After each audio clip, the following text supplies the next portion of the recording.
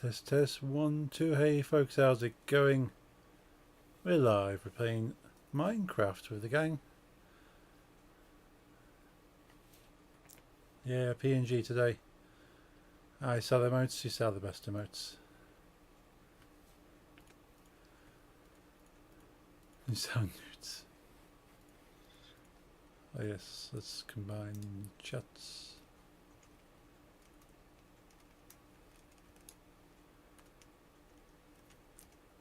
Not sure it's my internet or things are going a little bit slower today. Hello. Share chat, cool. Nice you. So emotes no laser nudes. Let's minimize that. Let's bring up Minecraft. Let's get into the server.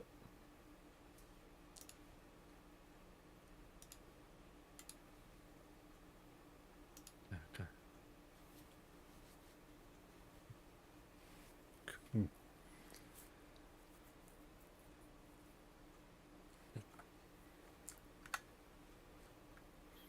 Apparently the word nudes is filtered on my alt. Ah. It's not even that bad of a word.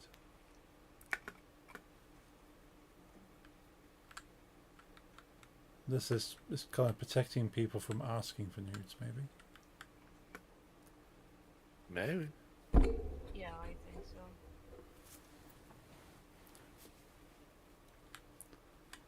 I don't know. I never do actually.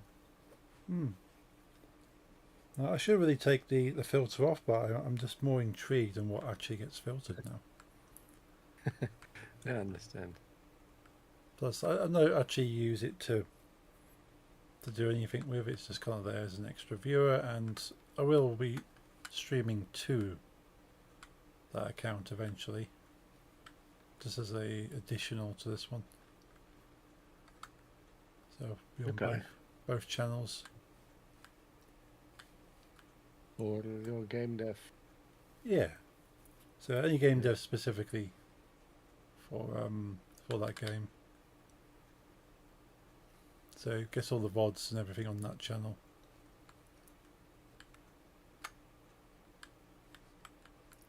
Are you gonna build today? Yeah, I don't know what I'm going to build. So I'll have a quick look for a picture. I think it's time for a picture.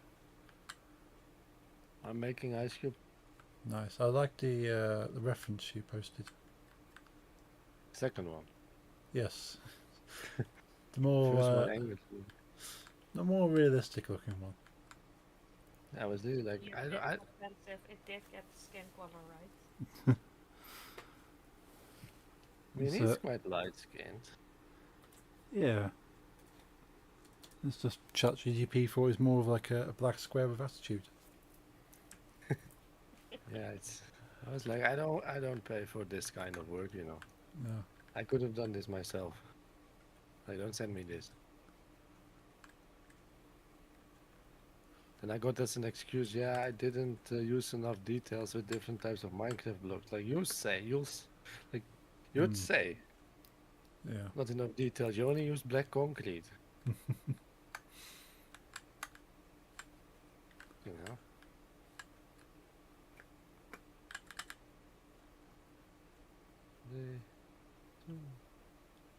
Black. Oh, oh. Two.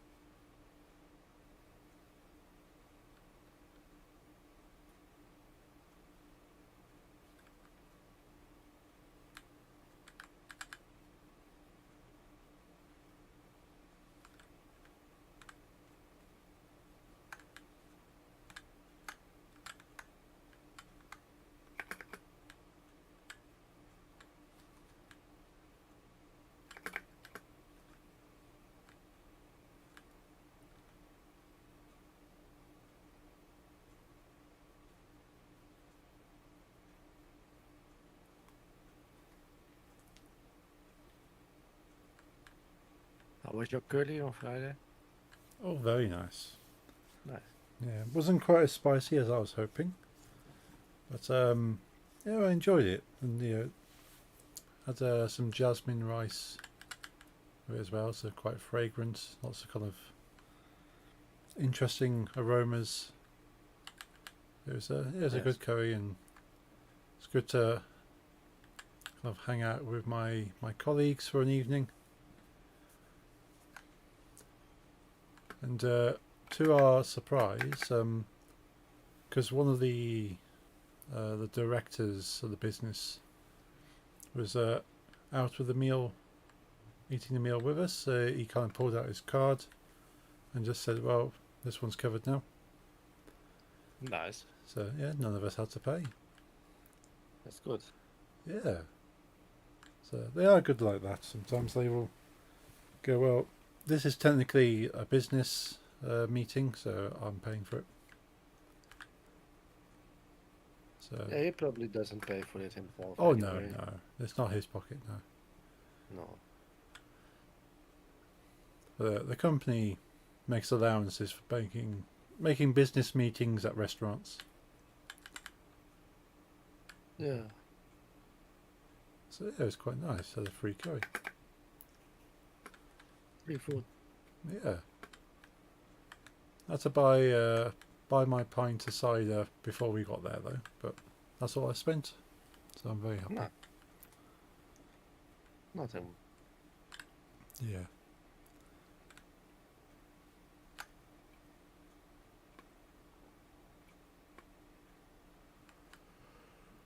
But I didn't stay out much later after the meal. So the rest of them decided to go drinking. Right now,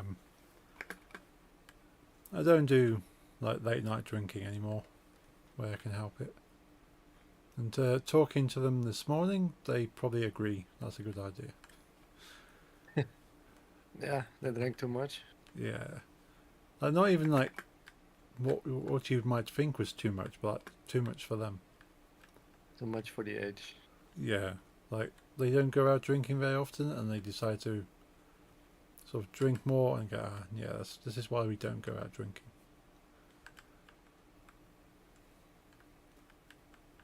I was talking to one of the managers before I left work today, and he said, yeah, he can have like three pints now, and he still feels it in the morning after.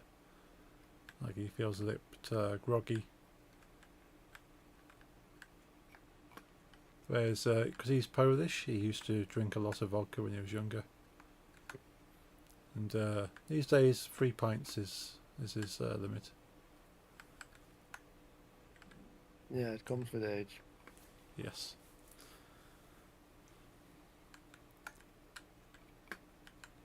I remember drinking a lot of vodka myself. But yeah, maybe about 2 measures of vodka be my limit now.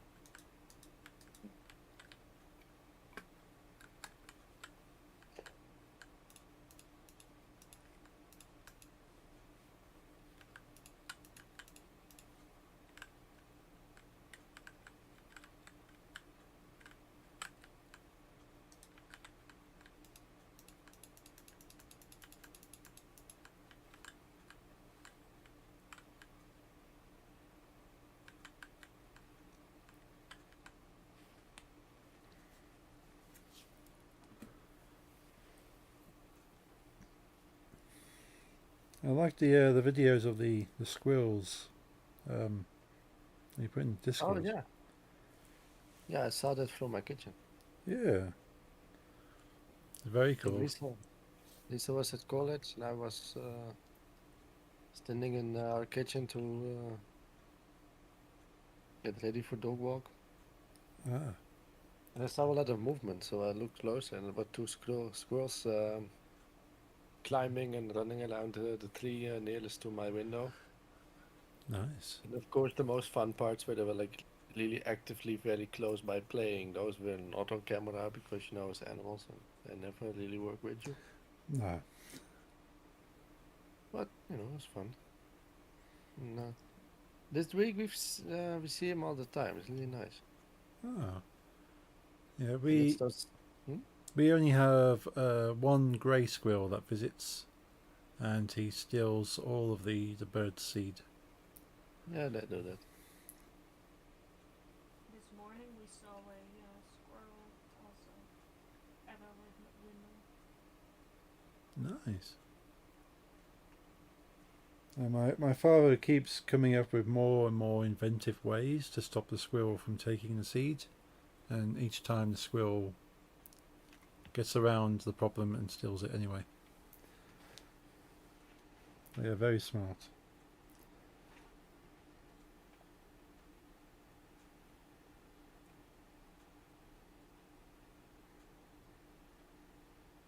Yesterday I saw a squirrel walking with a in a tree, walking with a chestnut. Okay. But yeah, it's squirrel season, so we see them a lot, and it makes me happy because they are cute. Yeah. I wish we saw a few more red squirrels in the UK. Yeah, we only have the red ones. Yeah. Yeah, we've there's some areas in the UK still have the red squirrels, but they're mostly greys now. Are And- those American? Yeah, they're invasive. They're not supposed to be here. It was people that wanted them as pets, but then set them free because they aren't pets. I think so. I think they're brought over, and they just kind of had nothing to kind of challenge them, so they kind of bred, and then they killed back the red squirrel population. A lot of it was they bred so much with the red squirrel population that they just overran them Yeah, with the hybrids.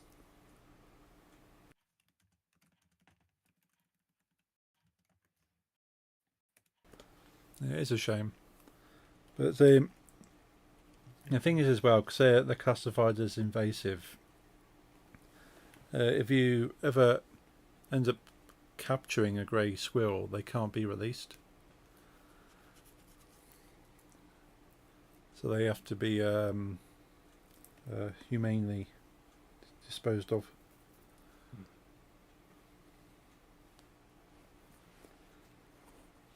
So there's not sort of things you want to capture by accident, because you have a squirrel to deal with. Yeah. I honestly love the red squirrels. They really are not a problem. They even help clean up our big backyard because we have a lot of like oak trees and chestnut trees, etc. And they eat those the nuts, so it helps. Yeah. Donya isn't a big fan if they are in our backyard. Yeah, I can imagine.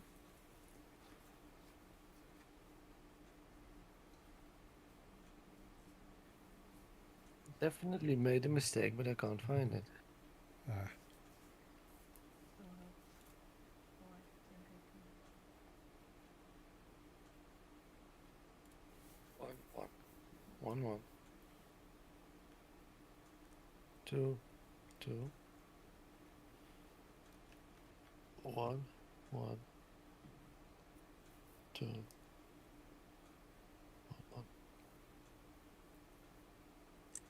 Oh, now I see it.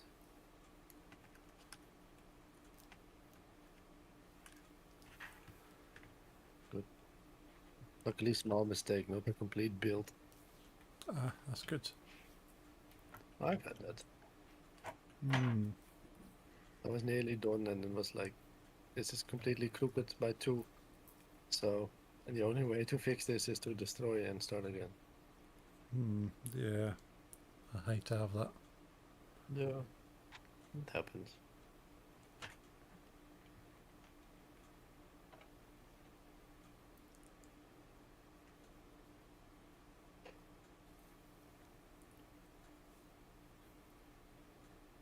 One, two, three. 4. 1, 2, 3, 4.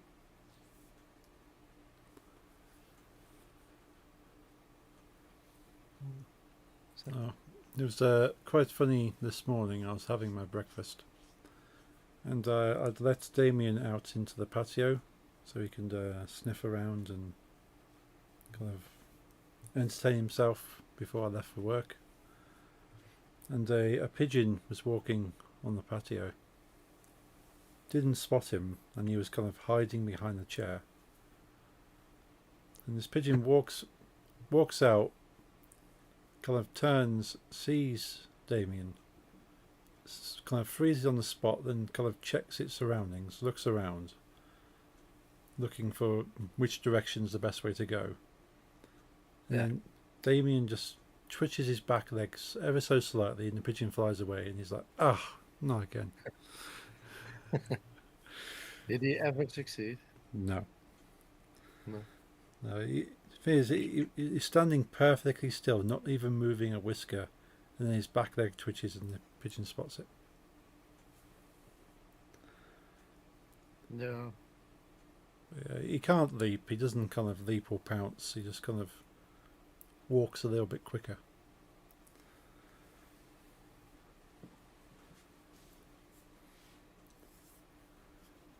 Yeah, he's not a very athletic cat. Oh no, definitely not. He's never climbed anything. The most he's climbed was the side of the bed, and that's... He'll kind of pull himself up the side of a bed and then sleep on it. Nice. He's never climbed a tree, never climbed a fence. He's never jumped onto a fence. Doesn't jump.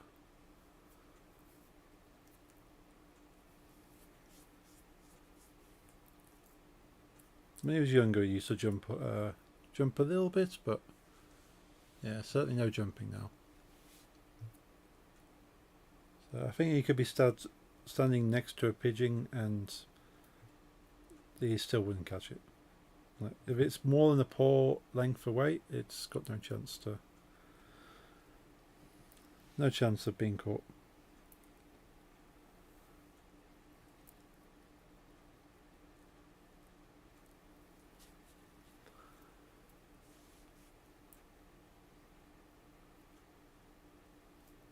Quickly gonna fly back to my ECE. I'm just wondering if I'm using the same shade. Ah. Not as it matters. I mean, if it looks like. I just wonder if I'm using the same Yes. same squares. Ah! You startled me. I was in the focus mode. Hello. Hey, Light. How are you? Right now I am writing a article about a Lego shark that has been that was lost in 97, Oh. and a fisherman fished it last year, and it's going Actually, to be yeah. auctioned now. Nice. I'm using the exact same shades of brown for both ECE and IceView. Awesome. I mean, I could have made them together, but I don't. There's not enough space around ECE, I think. But then again, NWA broke up also, so why not? You know. Yeah, they can have their own space. Yeah.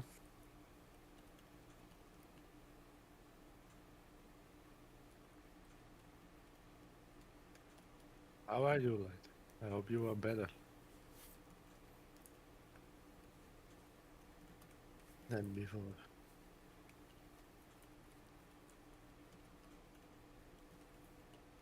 I've been really enjoying my new horror game, Kronos. Oh. Yes. It's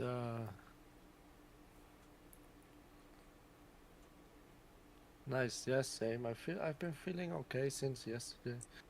I also was a bit fluish, and my I don't know how to call someone like that. The daughter of my grandmother's sister came visiting me yesterday. Great niece? Yes. Well, like an aunt, I guess. Yeah, yeah, yeah. Yeah, it should be a cousin so many removed. Yeah. And since a couple of years, she's quite struggling with cancer, and Oh. then it was removed, and then it came back, and then it was removed again, and then it was removed, but all of the shit that happened destroyed her. Like, Like have the you- things that in your heart that let the blood flow. Oh, okay. So it's just an operation there, and now it's all back. So I was feeling a bit fluish, Yeah.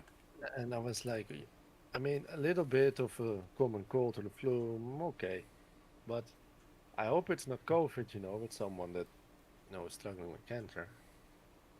Yeah. Well, I felt quite okay yesterday, so okay. I didn't see those people in 7 years.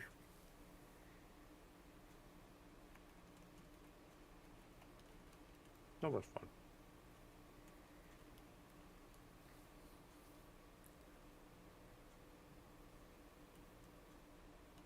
Mhm.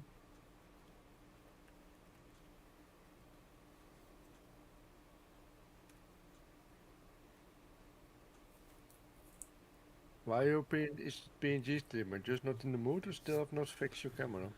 Oh, I fixed the camera. I think it's some software that was running in the background. Today is just, yeah, wanting to chill a bit more. Okay. I thought, yeah, shall I not? And, nah, oh, let's go PNG today. Right, yours too. Yeah. She'll be back on Wednesday with a full camera. But not on Friday. Friday I'm going for another curry. You're gonna get fed up with it at some point. This one will be an Indian curry. Okay. So just to be different. Yeah, I'm unfortunate that my only experience with Thai curry in a real Thai restaurant is quite bad. That's unfortunate. Yeah, the food itself wasn't bad, I think, but we always used to have friends that my parents, well, me as well a little bit, like old neighbors. One of Right. the group that now doesn't want contact anymore because the gel is removed. Ah, But the people we went to with vacation and a lot of going out for dinner all the time, but it was just almost tradition and not a good one for at least two of them women. So mother, daughter, or mother, older daughters. She had two daughters to get into extreme fight when in public, all right. And I don't really, it's not enjoyable time. So, No, no. and this was a particular bad one. And then they're all always, how to say, and greedy and trying to steal each other's food. And also from other people, I always think really focused, stressfully focused, like, oh, I think his plate is a little bit better filled than mine. And then scald away at her and scream at them. And Oh, yeah. I ordered 21 minutes ago and my neighbor's 18 minutes ago, and I see that table got the drink first. Never fun, and this was a particular bad one, and I was just, that's my only experience, so I associate the Thai curry restaurants now with that experience. Oh. Yeah, I can understand it. That's all completely ruined your experience and sort of, yeah. Yeah, because worst was at some point, one of these girls, or women, they were early 20s, and I was a bit younger. Sorry, I'm eating. Okay. Yeah, I know you're about me, I know you don't like it. Yeah. Thank you.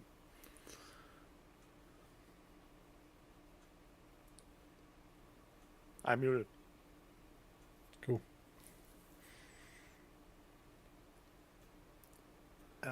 She at some point got like in this weird ass panic when it came to the food that she didn't taste everything, and she decided, and to such an extreme extent that people just like sided and was like, let's go with her, that no one was allowed to eat their own ordered food anymore.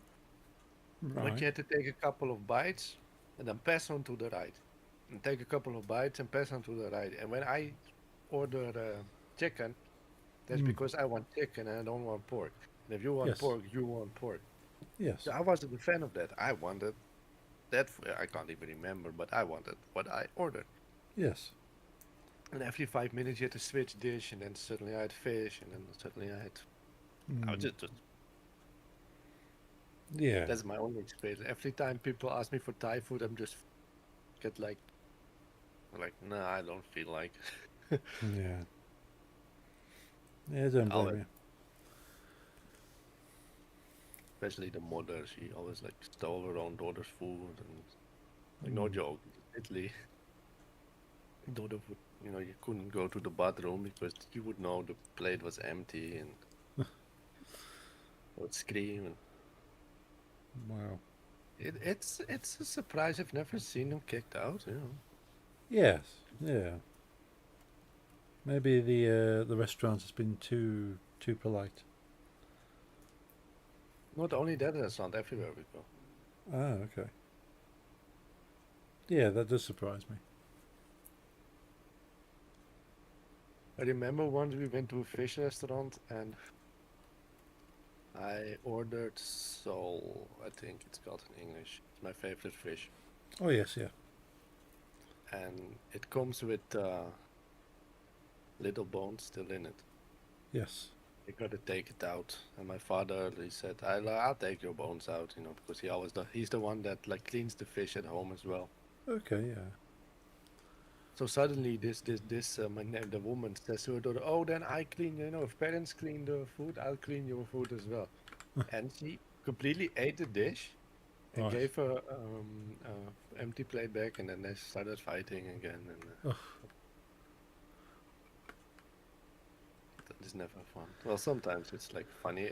Sometimes it always borders between you've got something that's kind of entertaining during your food if you're not that to a point where it's just unbearable and you want to go home. Yes, but if it's not embarrassing or disturbing, you can kind of just sit back and watch the chaos if it's not affecting you. But if it's it affects you. I remember, I think I talked about it with Lisa some days ago, that my father was turning 50, Okay.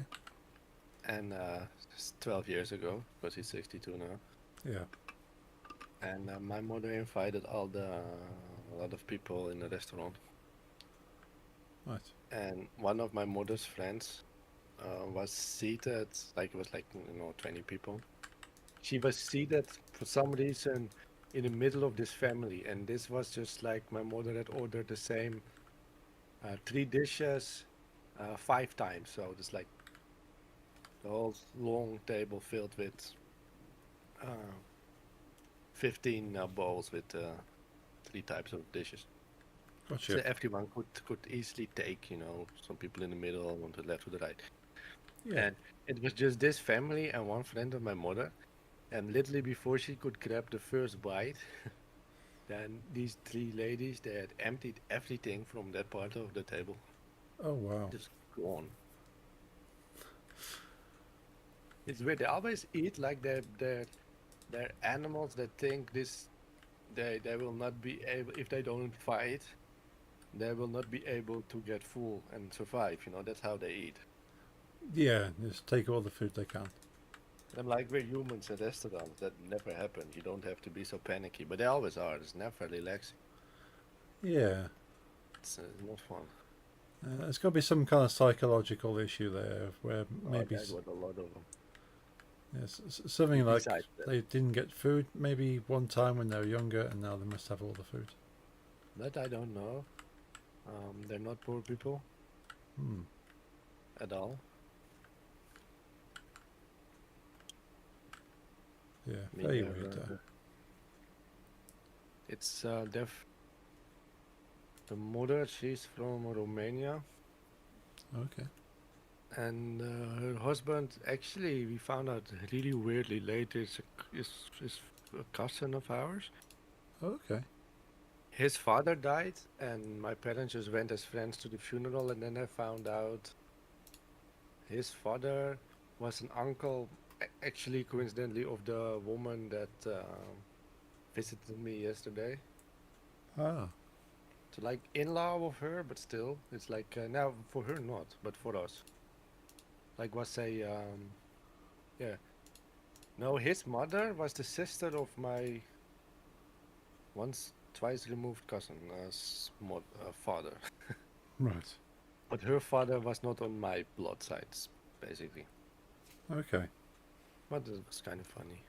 Like, Yeah. oh, we've been living next to each other for 5 years now, and then your father dies, and we're like, oh, we're not only neighbors, we're family.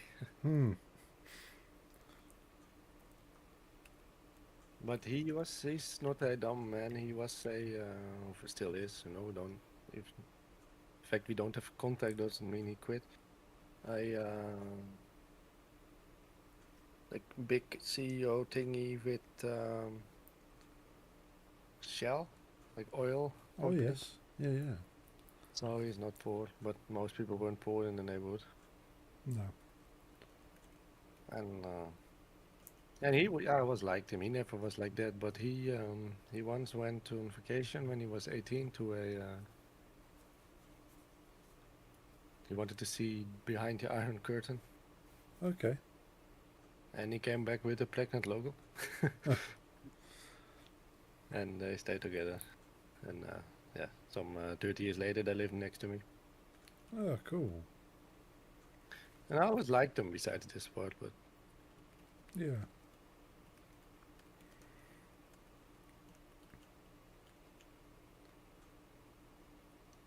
nice people. But then they became jealous, especially the women, I think. Well, men also a little bit.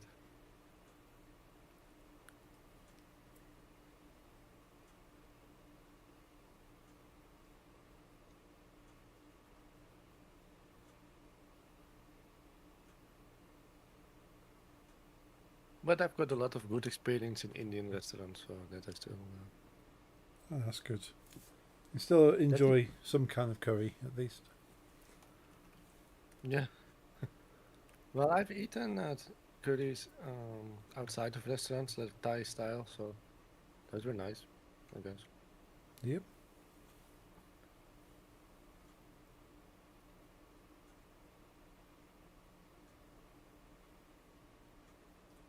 Yeah, it's the only thing I found some a nice Chinese restaurant in neighborhood and a nice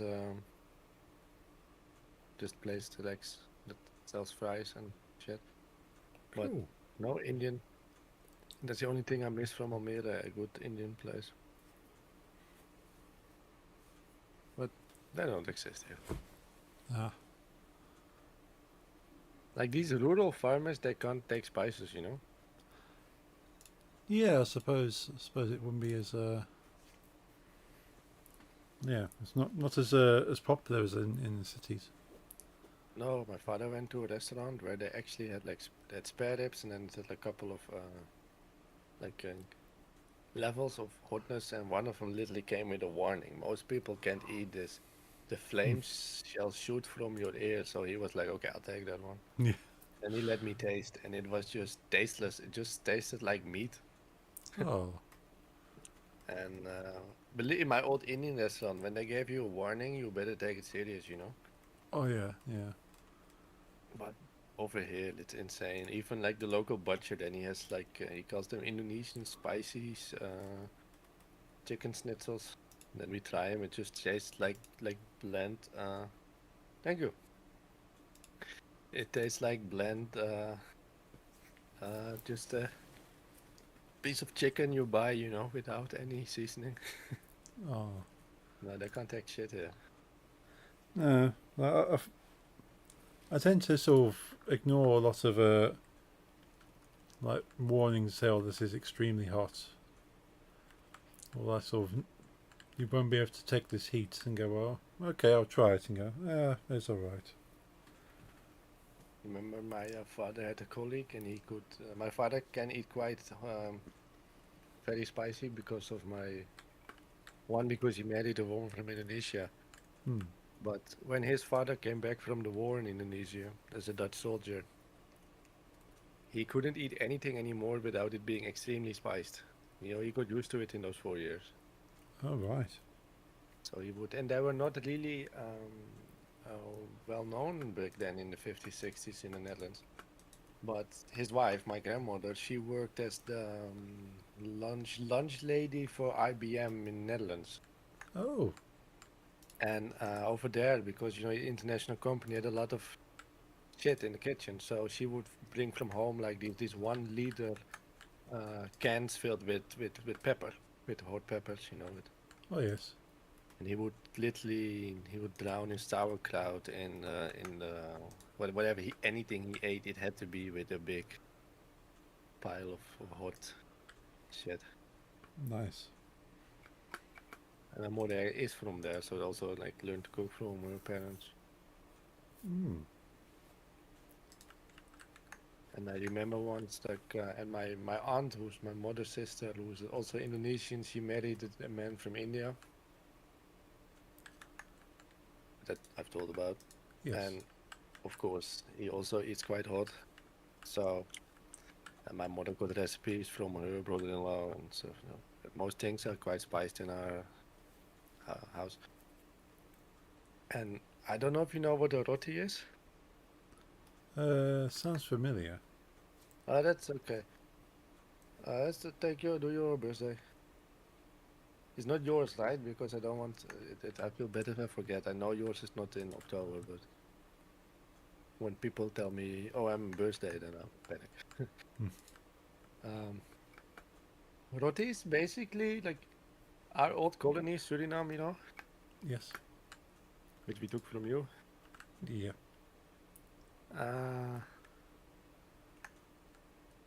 Well, you know, just to. At some point, we abolished slavery, and we had a shortage of people that worked there Right. because there were no more slaves. Of course. I mean, which is good. So most people that took over the jobs from the slaves were people from Southeast Asia, including Indonesia and India. That were, you know, they didn't mind traveling the other side of the world to be able to feed themselves. Uh-uh. So the kitchen of that country is basically a combination of like Indonesian, Indian, and of course some African shit because of the slavery past. Yes.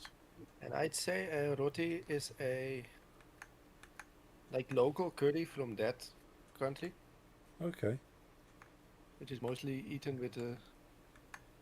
Well, the thing is, the type of bread you eat with it is called rotis, Yes. Yeah. but it became the curry you make with it is after a lot of years, most of the Dutch people they forgot that roti is only the bread. They made that name the whole dish, but I'd say you eat roti bread with a specific type of curry, Gotcha. mostly chicken based, and in my opinion, my family is good at making those. Cool. And and this is not even in this neighborhood, but my old neighborhood with also the Dutch people and the Romanians, they were like, my mother was cooking for them and they couldn't handle that spicy. And I remember being a bit later and people were like just red, you know, sweating and like puffing and puffing, like this is Yeah. insane. So I take and I'm like, this is the most boring version my mother ever made. I thought like this is almost unedibly boring. And they were like, we have never been tortured like this. It's like, Most of the time, I don't add hot sauce or sambal to my meals. Like very few times I do, but most of the time it's spicy enough for me. Yeah. I don't like when it's too hot. I just want it spicy. I don't mind, but I want to taste everything. Oh yes. Yeah. It's got to have good flavour. Yeah, this one time those same neighbors came to eat, and even I added a lot of hot sauce. I'm not sure if we ate roti or something else, but I do remember adding a lot of something extra. It was really boring, and others they had a really hard time. They thought it was very spicy. Oh So dear. it has no rice like a regular curry, Right, yeah. but it's nice. It has like mostly potatoes on a bit sweeter side, but sometimes even sweet potatoes. But I kind of got sick of those at some point. Right, It's yeah. too much. Um, Mostly chicken, but there's all types. But I think the most popular is chicken. Cool, yeah. And yeah, I've sent a picture what it looks like. It's It's nice. It's one of my favorite foods. Have a look. Okay, yeah. Yeah, all the green bean in there.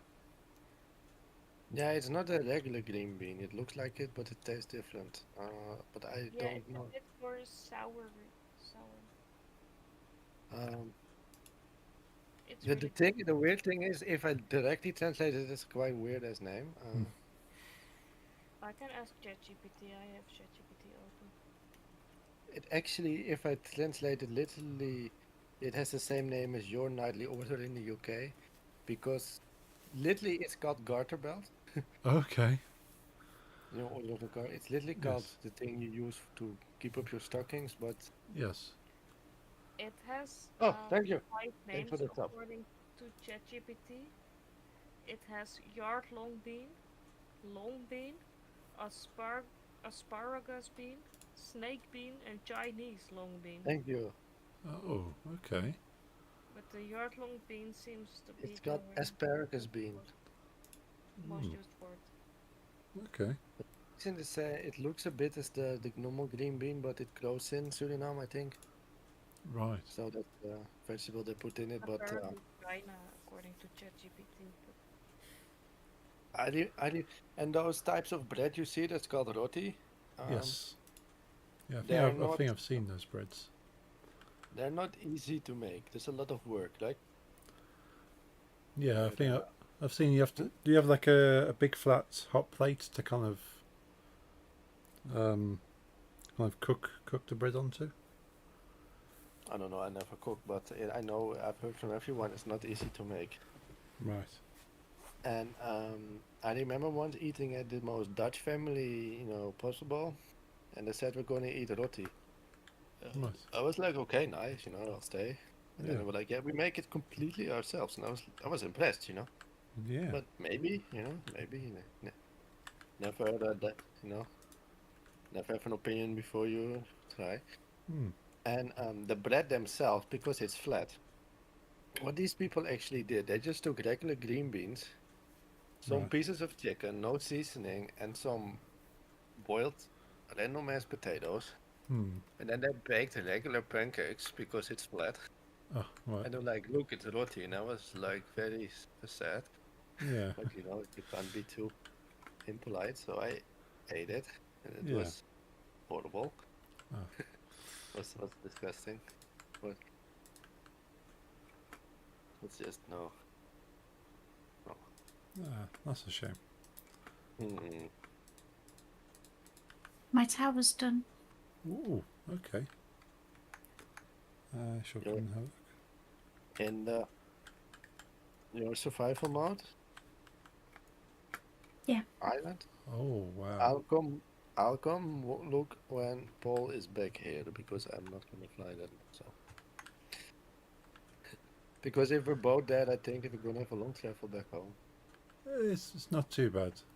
It's Nick's is not too far from the KISS logo. I'll have it. I'll check. Maybe I wanted room for other things because I thought maybe I had too many just numbers and words. I'll check after.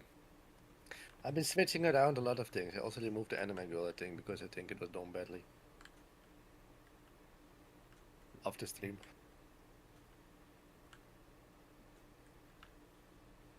That's a very cool tower. Maybe it could have honestly been that it was like we have the hot tour, we have the 666, and I was like it's a bit boring, but could have been me. Or did something else, I don't know. I remember only like 10% of the things I actually do in life.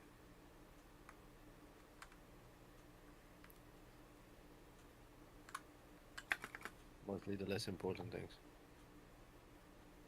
For some reason.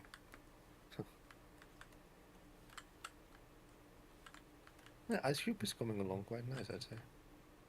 Awesome. He looks angry, but he always does. I don't think he's a very angry man, but he never looks happy. Yeah, he's always got that kind of Tough guy eyes. In my opinion. hmm. But then he talks and I hear some friendly things and just some relaxed way of talking, the look in his eyes, and I just see like anger. Yeah. Resting bitch face. Yes. I was trying to think of the phrase, but yeah. He's got this constant look where he's got something he's not happy about.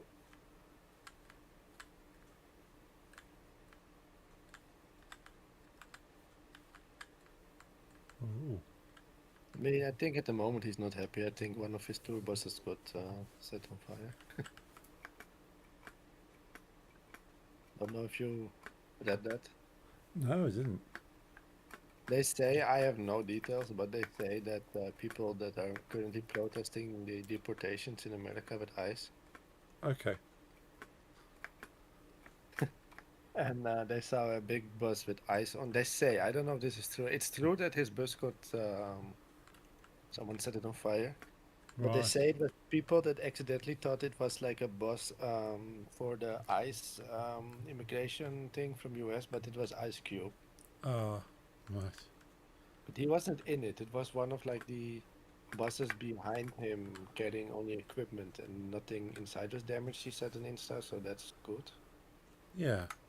But the outside was ablaze. Ah. If it actually was people that mistook him for the real ICE, I don't know. Hmm.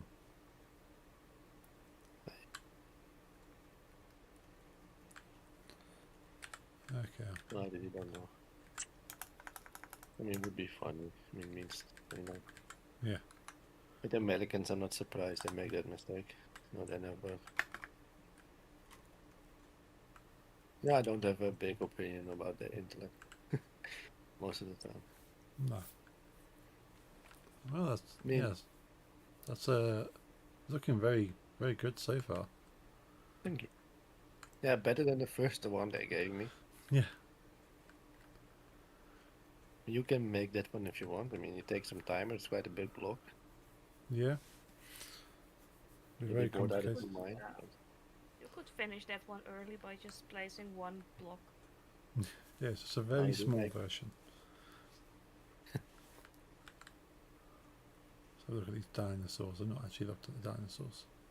Oh, they're nice. Yeah, I like the long neck. That's cute. Yeah, same. My favorite dinosaur. Hmm. I think there's some parts you haven't seen yet, Light. Tell me if you want to see some things I made recently. Then I'll show. I should make a bowl of roti after this. Yes. In Minecraft, not IRL. Hmm. It's not the type of food you just make, you know, it takes some time. Of course, yeah. Just something quick. What I also did is I connected the circle. So, if you want, they made a bunch of dinosaurs, long neck and baby, and T-Rex, and the Google Chrome dino, and the Triceratops, and a knight, because I was in a, I was playing Mountain Blade, so I made a knight, and M4A1, my favorite rifle, and the Xenomorph, and I made some pigs. I was trying to make King Diamond, but then I ruined it, and I got angry because it was really detailed, and then I needed something to calm my mind. Ah, yeah, it is. It's a well-known rifle. I got experience with it. I made Turtle. I made Ozzy, my cat. Make Camel Corp. Main Uzi. We can ignore this, it's a failed project. Made another Umid.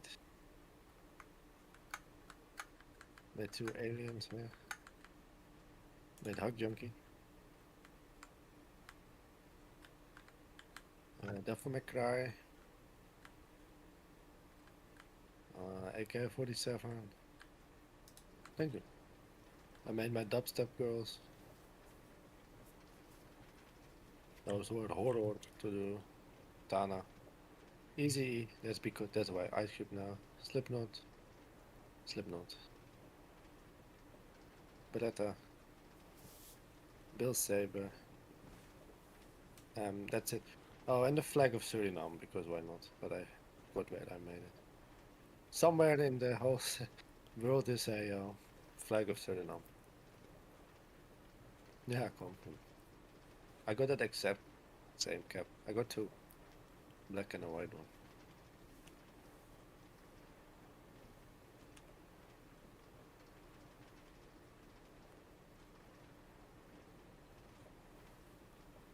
Thank you, thank you.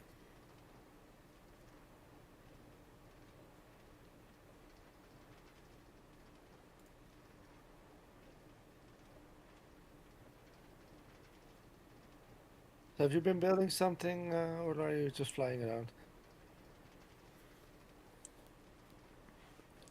Okay. Yeah, I've been building something. I'll look when Ice Cube's done. I'm not gonna make the other members. These are my 2 favorites. I also really like a lot of work by Dr. Dre, but when I think of Dr. Dre, I don't see something. I just see a man, you know. But Ice Cube and ECE, they have a certain, you know, very distinguishable appearance, Yes. in my opinion. Certain You style or look, and Dr. Dre is just a dude, in my opinion. Yeah. I'm not gonna make this someone. Yes.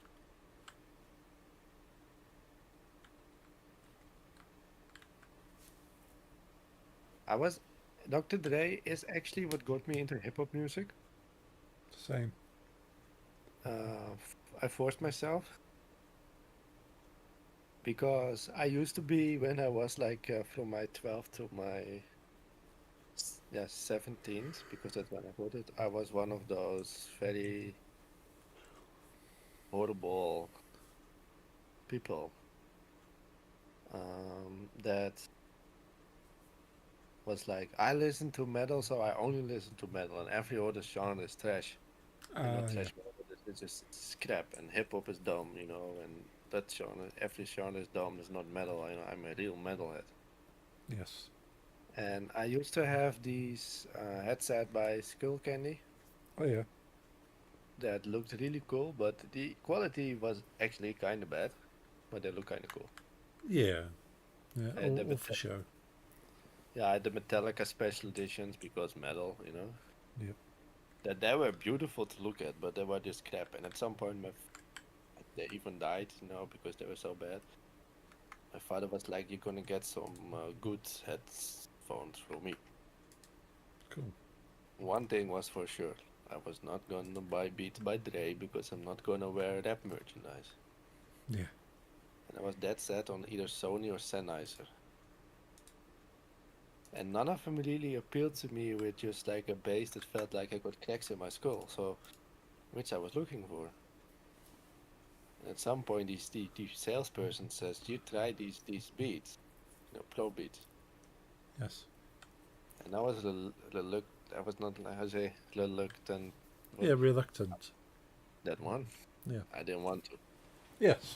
I just because it's rap music, and I put them on. And I was like, yeah, this is what I want. This is the sound I want. And my father bought them for me. Nice.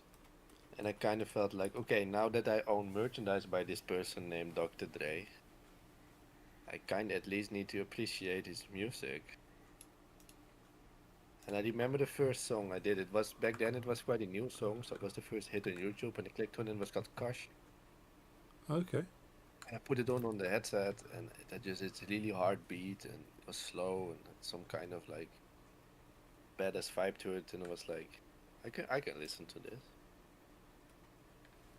And then I started, when I looked more into it, I found out about a lot of rap artists that were not about the whole hip hop stereotype thing, with the bitches and the gangs and the drugs, but like a lot of horror themed stuff, even some satanic stuff. It was just like death metal lyrics, but rapped by some dude from the ghetto, and that's how I found most of my still favorite artists, like Natus. Ah, And I never went back. nice. Basically, those lyrics, yeah, that's what's just.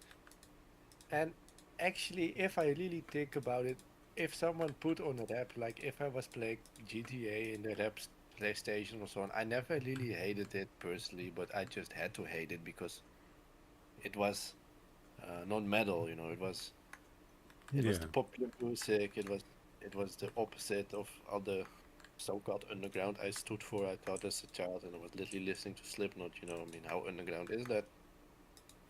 Yeah. They're quite well known. But I thought it was quite underground because it was metal. Of course. Yeah.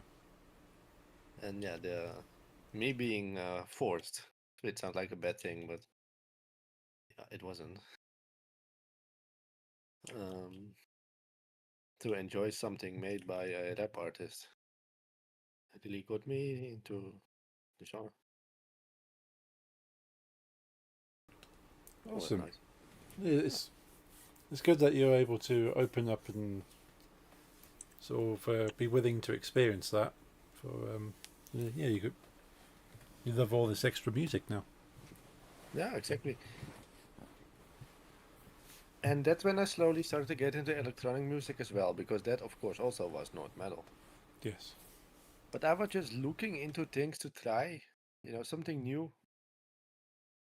I wanted to try the bass from my headset, and I was like, okay, maybe the best way to do this is to find something that's only made up from bass. Yeah. And then you come in, you know, then you find a lot of electronic genres. Oh yeah. Yeah. And what started out as just let's just see how far the bass can go with this song that says it's for bass, but I don't really enjoy it. It started to get into I enjoy this. Hmm. Nice. And I think that's the moment I started to just enjoy a lot of genres. Awesome.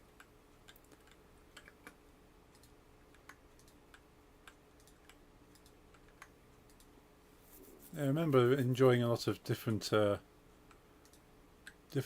when I was younger, and yeah, discovering, like listening to a genre for the first time and go, I did not know existed. I didn't know this is what it sounds like. I know the feeling. But I remember listening to The Prodigy for the first time because they got a couple of number one hits in the charts. And I only really heard chart music, so I only listened to the radio. Yeah. And then go, oh, we'll buy a CD with like all the greatest, all the hits from this year. And they got a number one.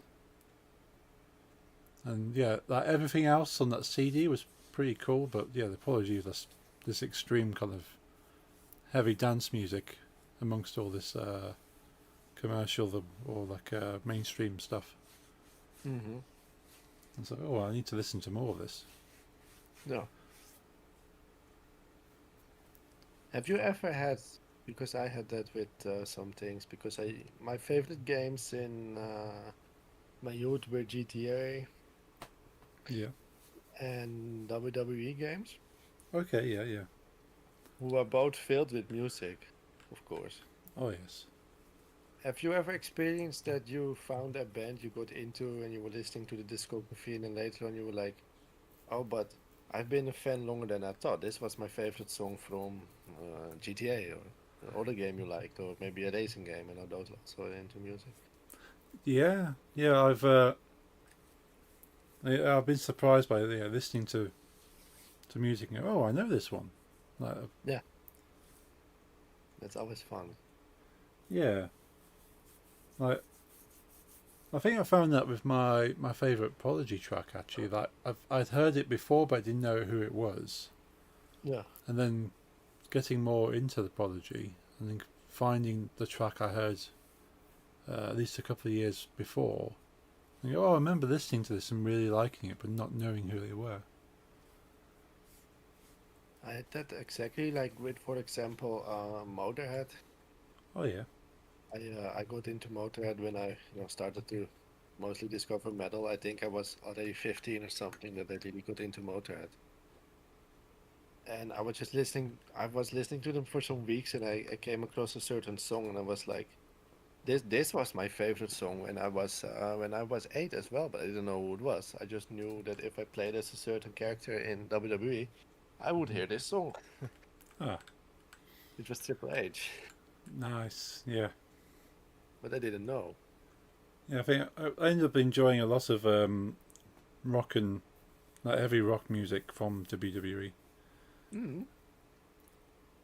But again, I couldn't tell you who the bands were that played that music. I just know, okay, this wrestler's entrance music I really enjoy. Yeah, yeah. I used to be this. I was the same. And then it was most fun for me when I later on found out what it was. Yeah.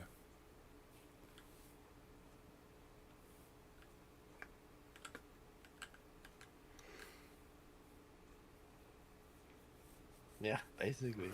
Yeah, that also Lemmy didn't just do his intro; they were also personal friends.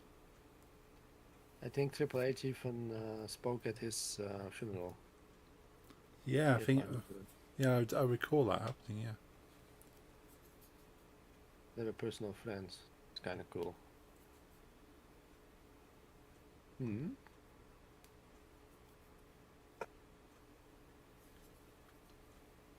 But also Monster Magnet with Matt Hardy. Oh, yes. Alter Bridge also one that I actually found out that about that one live because I wasn't a huge Alter Bridge fan. I enjoyed them a lot, but Yeah. not a huge fan. And I had two CDs, but none of these CDs had their hit song Metal Ringers on it. Ah, But I just enjoyed these two CDs. yes. And I was seeing them live, and I heard this song and I was like, why do I know this already? Because I've never heard this before, I think, but I know. But then suddenly it clicked to me. It was Edge's intro from WWE. Ah, It's really fun. yeah. Yeah, Ben Matt Hardy with Monster Magnet.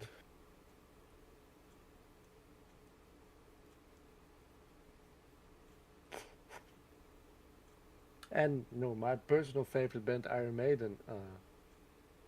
I was 12 when my current, one of my project's current drummers, Henry. He's older than my father. Right? He's almost 70, I think. But he's a great musician, and he also has been very much about with computers. So before I could download myself, and my father always was a bit wary with downloading. Especially this is like early 2000s. You know, it was very easy to get a virus. Oh, yes, yeah.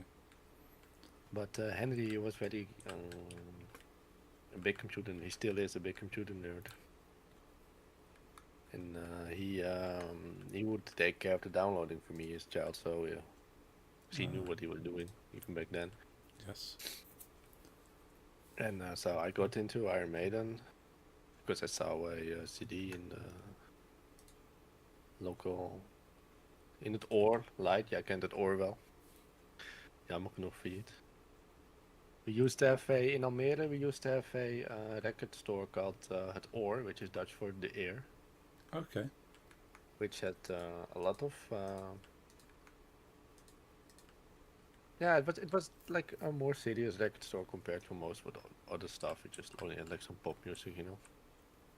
Okay. You get Yeah. some serious stuff there, some was nice. And why do I feel I'm making a mistake? I see I'm making a mistake. Fuck. Wait, am I? What am I doing?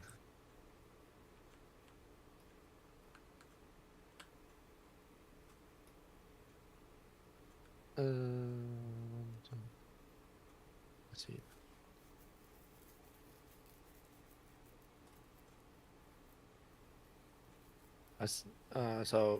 Henry he immediately downloaded the Iron Maiden discography for me. Nice.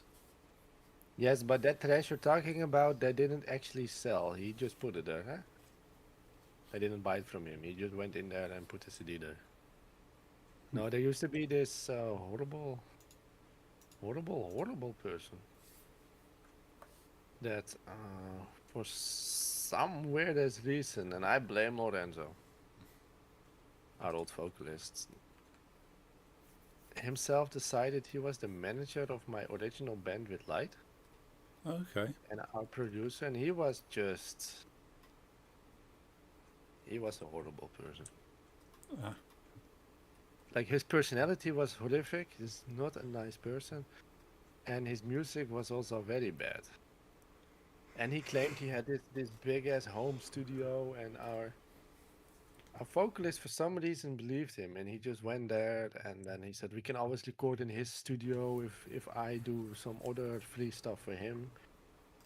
Right. And I was like, okay, sure, whatever. And I went there, and I was like, this is not a home studio. This is just some old bitch ass Dell computer with a cable, a cheap ass amplifier. I'm like, we're not gonna waste our time here, If what he has is a home studio, I own a professional one, and I don't. yeah.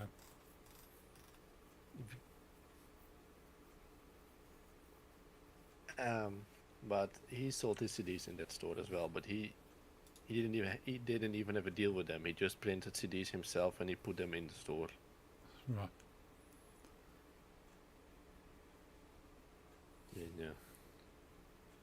Anyone kind of, and then they didn't sell. They notoriously were on the shelves there for years. Right. No, I don't like him. Light doesn't like him either.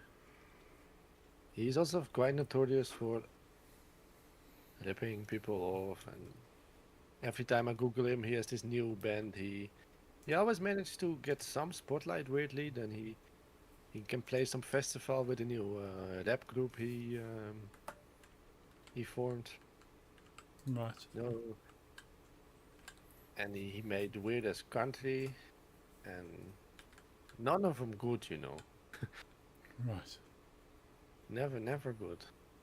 And every time he found new people in a new genre, it was almost like he just wanted to be famous. And metal didn't work out. Let's try country now. Okay, Right. country didn't work out. Let's try a hip hop group now, etc., etc., etc. And every time, and that's nice. I love gripping. Wait. Let me Google gripping. Maybe I'm. Oh yeah, I love gripping. But there's more inks, so. But yeah, this one I love because of Dave Lombardo.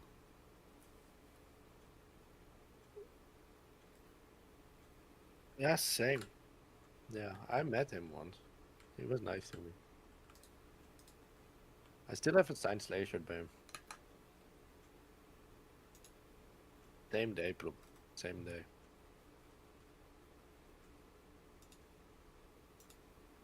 But yeah, not a nice person. And I actually, when I looked him up, he's still doing the same thing, trying to get projects. And always ends up with people fighting and not being happy. No one likes that. No.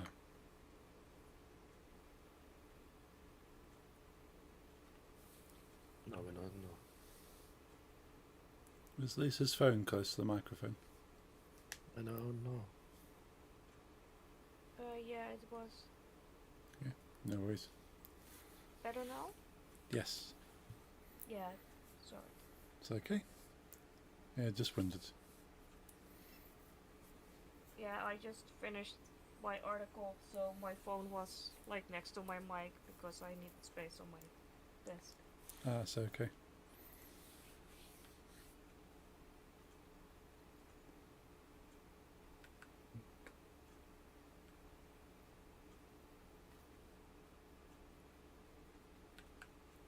Okay. It's fine like that.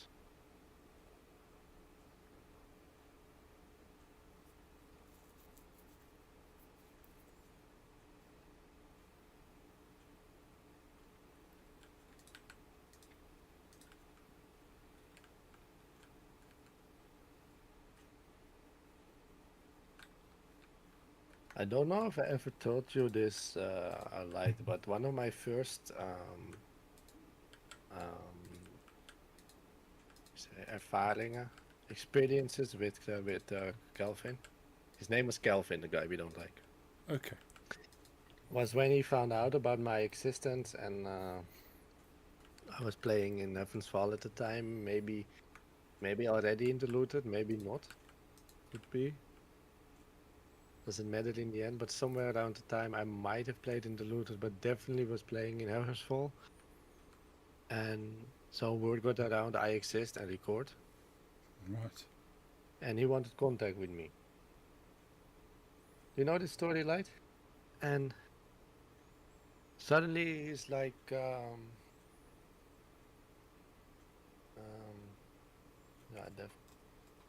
no, this is not right. It looked like he's not able to shave himself. It's weird. Made some mistakes. So he finds out I exist and I make music, and maybe through Lorenzo he hears about my equipment, and I've always had some guitars on the more expensive sides, which I'm lucky to have because my father makes music himself, you know. So it Yeah. was more easy to. It's just more easy to get to have a parent with the same hobby to understand why some amount of money can be spent, because otherwise parents are like, why are you spending this money? You know, you already have a guitar. You don't need to. And my father understands that you need different sounds when you record. Yeah. Yeah. So I had quite a nice arsenal, so to say, already of some quite high-end, more expensive guitars. That's good. And I think Lorenzo tells him this, like, so suddenly I get DMs. Yeah, I hear you have this guitar from this price and this guitar from this price. Is that true? And I'm like, yeah, actually is. So you know, it's nice. And he's like, yeah, there's a lot of braggers and liars in our city when it comes to music. So I want proof. Right. I'm like, okay, I don't know you, but I can send you some pictures of me using them. Then he actually says, yeah, but there's a lot of liars and a lot of people, they borrow those things. I want receipts. I want proof of you buying them over the years. And I was like, you're not getting that. No. And he was like, why? And I'm like, I don't really feel like giving a stranger that just DMs me on Facebook my payment history.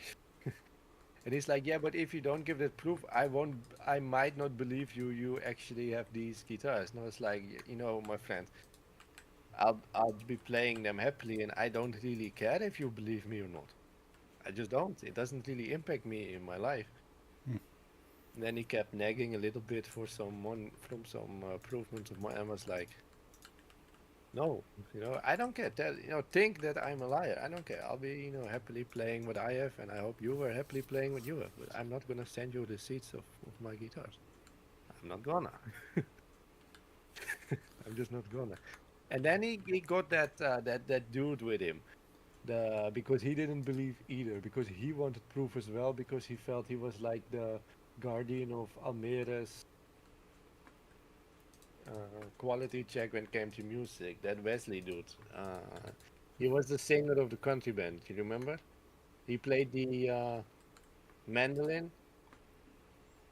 He said, yeah, but maybe he will definitely not believe. He was like, I don't even know him. I don't care. Let him play his mandolin.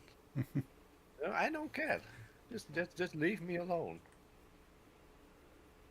And this is I'm pretty sure that this is before I played in the Loot. It was only Heaven's Fall. I did have like contact with Lorenzo as a friend, because later on Lorenzo was like, yeah, we're going to my producer and stuff, and then I found out who it was. And I was like, that guy. Really? You're going to that moron? But yeah, that's my first experience with Calvin Milner. No wait, I just doxed him. Doesn't matter. Yeah. Oh dear. He wants to be famous anyway. Also, I have no viewers, so Yeah. no, I never. Yeah, the second experience was worse. That's when I found out about his studio, and I was like, "No, you're not kidding me, you know? This no, go fuck off." It's I just am so happy I never met him. yeah, I mean, I understand, you know, if someone tells me I've got this and that, and you know, it's amazing, and I'm really rich, whatever. If there's someone tells me that, I'd be like, okay, you know, show me, you know, if you're really bragging.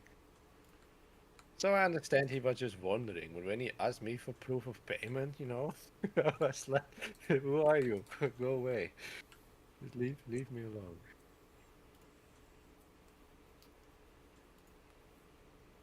Yeah, that's what DJ said, but I don't believe you bought that yourself. Can you send me proof of payment? Yeah. Also from your car while you had it in your last meal? Like, who did he think he was? Really dumb. I did remember there was, I definitely didn't ask for proof of payment, but there was like this like a dude in like high school. He was 1 year younger than me,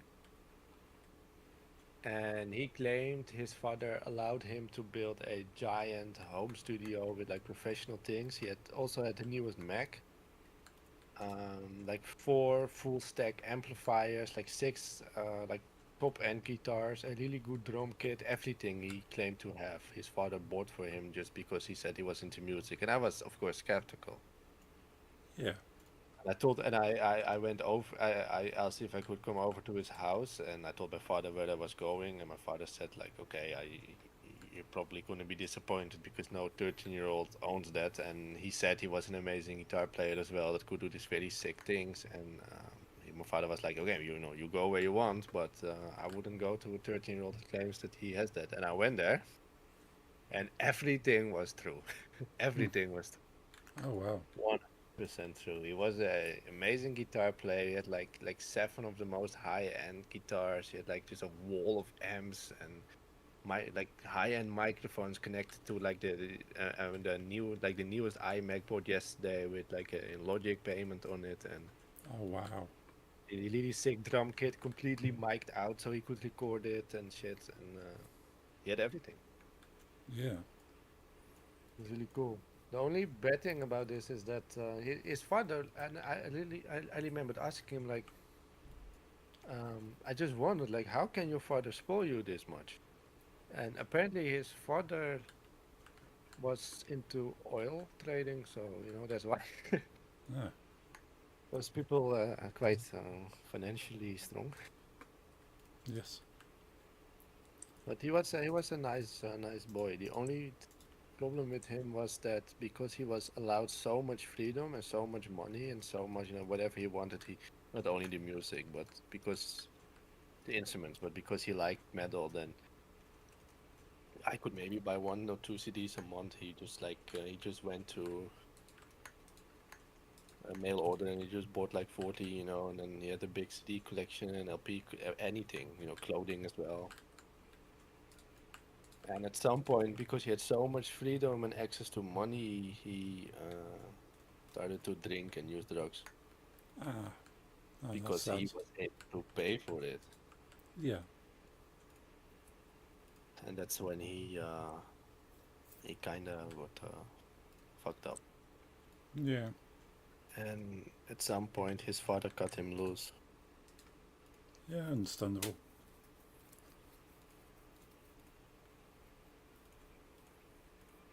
Mini story. Only remembered him DMing me one sentence. Why didn't I know? Why didn't I know? He was friends with me as well.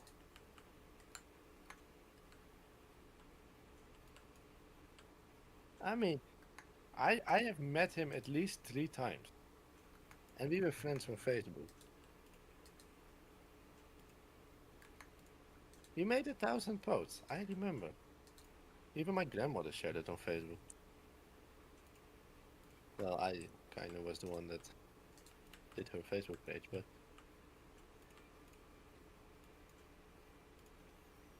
I shared it on my grandmother's Facebook page that we were playing. No, he thought he was our manager and he was angry he wasn't like directly included. Yeah, fuck him. I don't miss him much. But yeah, he really went down on drugs and actually funny story because he had this band. Right. He had a drummer, which was a good drummer. Also a 14-year-old boy at the time, but he was just very talented drummer for his age. And that guy did less destructive drugs, Okay. and he went to the University for Music in the Netherlands because he was a good musician. And while the other one destroyed himself, he just went on to music. But he's at some point switched to producing, and he actually is a quite in my country quite well-known hardstyle producer now. Nice. Like one that like headlines the big festivals and Lisa met him some time ago at Whitechapel because he still likes metal, and whenever I'm pretty sure if this dude walks around at like a hardcore or hardstyle festival, he can't walk. But he went to Whitechapel with his girlfriend, and no one paid attention to him because this was metal people. Ah, yeah. So he was just having a good time, and I recognized him. So we talked for a bit, and he was doing great, which I knew. And yeah, he became quite big. Like for example,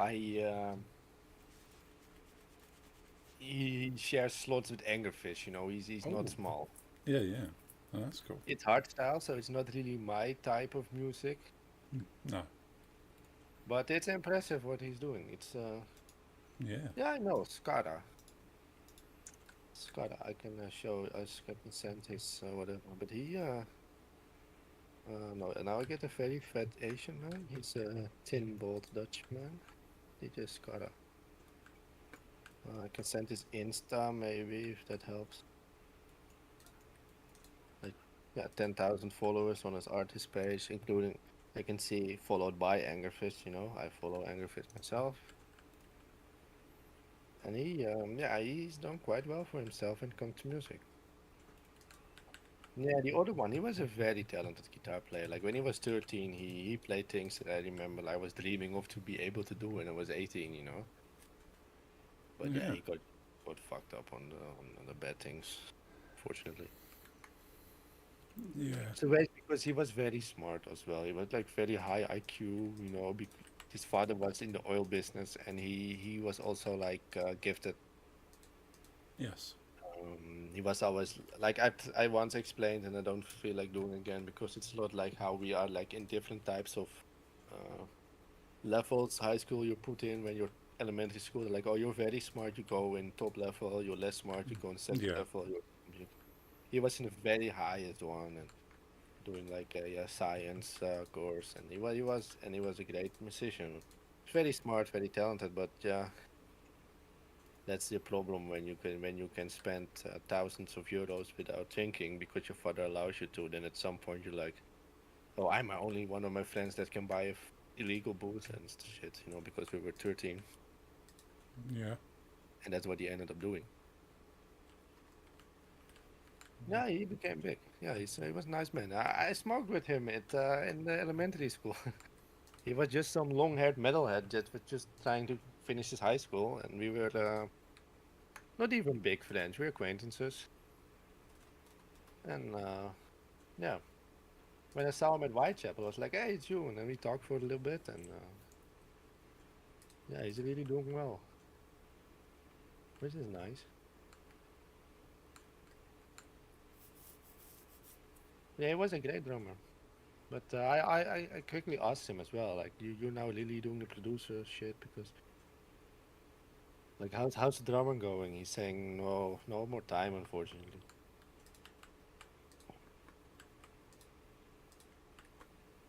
He was a good drummer. But yeah, to put things in perspective, for example, like he came from a, what I remember, normal household.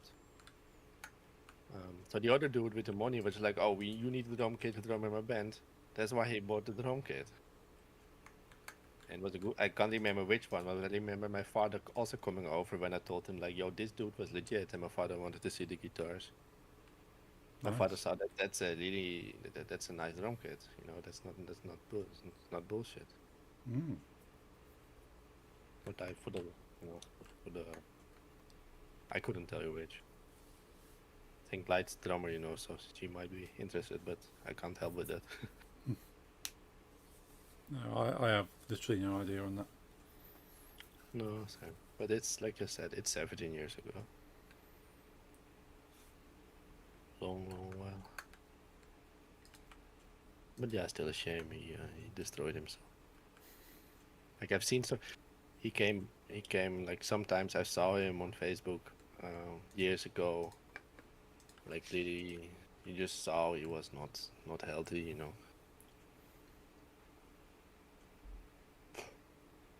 wasn't doing well. No, that is a shame. Mm.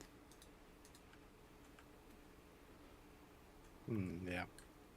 I have no like inside knowledge of what he used, but it looked like it was not just smoking some weed. It was not just that. Definitely some of the scary things. Yeah, I suppose if you have that kind of money, you can get whatever you want to get. Mm. And I remember the funny thing with him is because he was quite early with, because he already smoked and stuff when I met him. He was very open about it, and I remember going to his house with the guitars. He was like, "Yeah, could you maybe not smoke?" And because I also smoke, because my mother can't know and my father can't know, I hang out with people with cigarettes because they might think I already haven't. He had a very, when it came to those things, very strict family. Oh, They just only gave him unlimited money, so he still did it. yeah. Were your parents strict? Like when they found out like, are you allowed to do Um. some? Do they know what you've used at Oh no, definitely festivals? no, no. Probably suspect, but it's never been discussed, and they don't ask. I don't talk about it. Yeah, okay. But there's probably some suspicion. But like when you were a teen, yeah. Oh no, no. When I was a teen, I sort of just drinking alcohol. But did they mind? So like these strict parents. Oh no, they didn't like me drinking alcohol, but I didn't get kind of any. They weren't kind of angry with me or anything. They just said, "Well, we don't like you drinking alcohol." You never really been caught with beer in your Oh school no, bag. no, no, no, Cigarettes. nah. No, I've never really had problems, but I never really was someone that secretly drank a lot. Not really with me.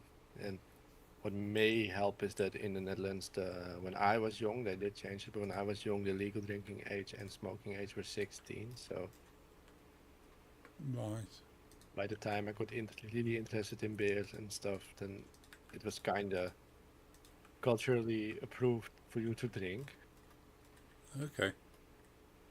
And that, of course, it abolished, but it changed it. But because I remember in my high school, because 16 was drinking age and you're in high school till you're around 18, at parties, for example, they were serving alcohol. Oh. You had to show your ID, but there were enough people that could legally buy out. It's just a normal law. And in my opinion, that's maybe a funny thing. I never really heard about things going horribly wrong when I was a high school student. because they were allowed to buy some beers on the school premises during the Valentine's Day dance, you know, as long as you were 16. Right, yeah. Now Umid is a teacher, and now since around, I'd say 10 years ago, I was already 20 when they made the new law, or maybe it was, but since 10 years they made the law stricter, more like UK, you know, at definitely 18 plus, etc. Yeah, yeah. Now it's not allowed in schools anymore, and from Umid I hear stories of people stealing vodka, you know, drinking a full bottle before going, so they can't be caught with it, you know. Yeah. It's like, is it so much better to have made it 18 instead of 16? Because at least they're gonna drink anyway. Now they have to steal it. Now they have to like, you know, it was more regulated back then, in my opinion. It was less. Yeah. I think there's been kind of studies that have shown that if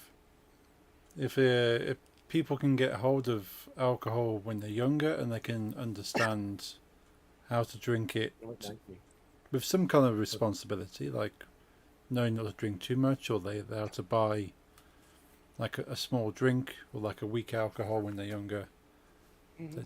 they don't feel that they have to kind of, as you say, steal it or be secret and drink as much as they can. And Yeah.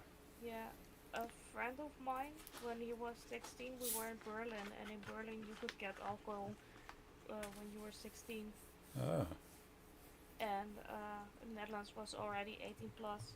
So everyone in Berlin started drinking, and he got to the point that he drank an entire bottle of whiskey, oh wow, and that could have ended so badly. Like, yeah, and I also think that the 18 plus law kind of pushed it to that, because now they just drink irresponsibly a lot to look yeah, cool or something, and you know, you get people that drink an entire bottle of whiskey when they've never drank anything before, just no. because they don't even know what it does.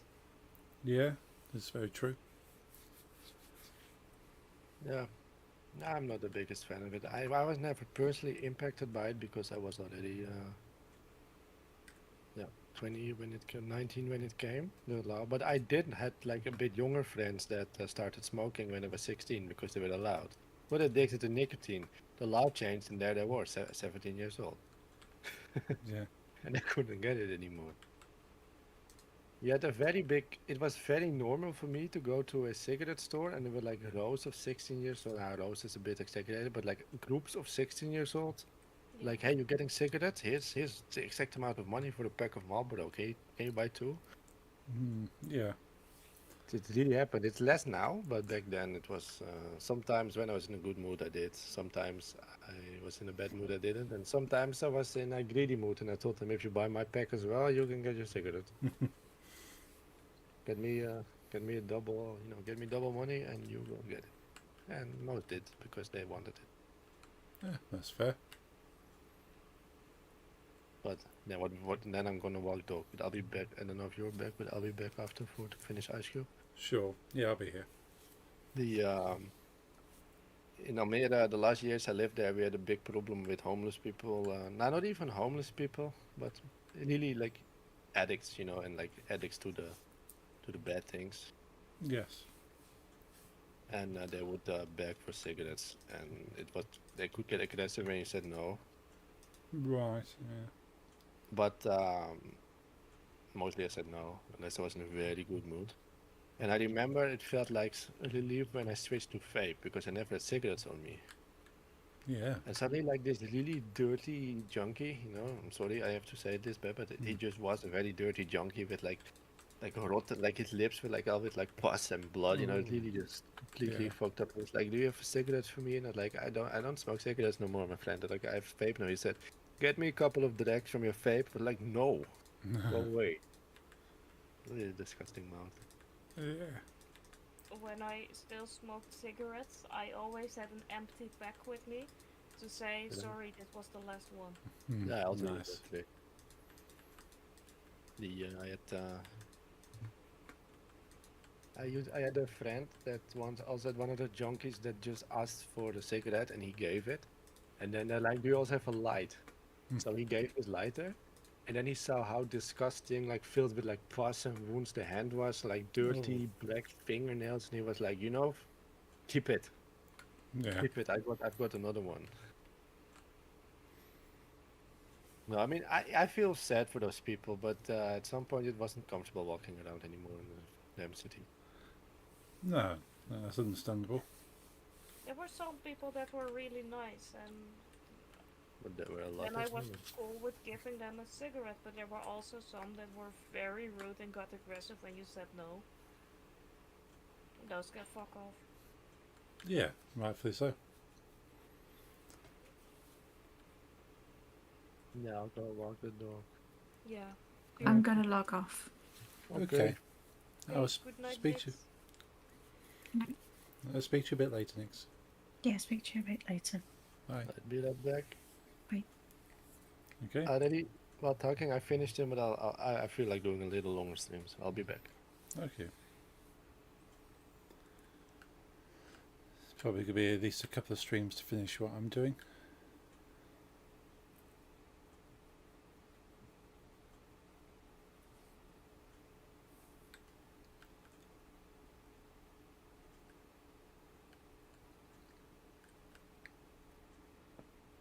Fortunately, I think the colour palette's not too bad. I can work with these colours.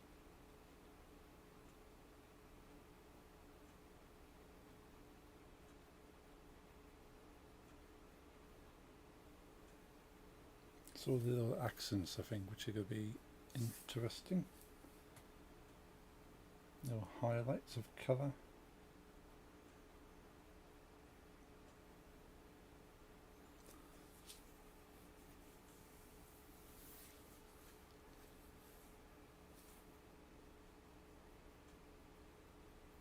Let's see if we can put these in.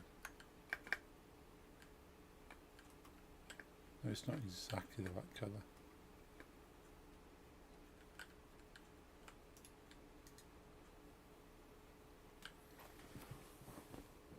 Probably we have to change that out. So I think it needs to be a little bit more pink than that.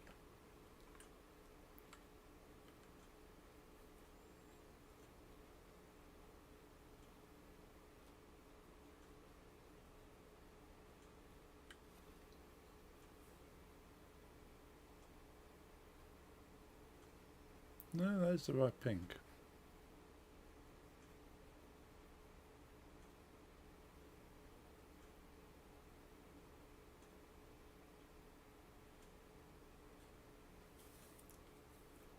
The lighter pink is right. The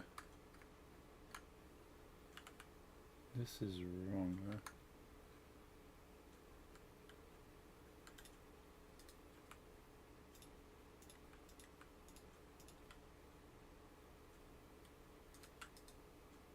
Put these ones in for now.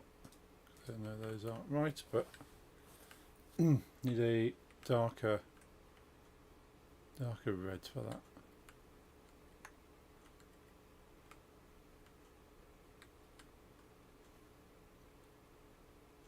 Red terracotta. Probably that one. Let's try that. Yeah, this looks like the right colour. Yes, let's go with that one.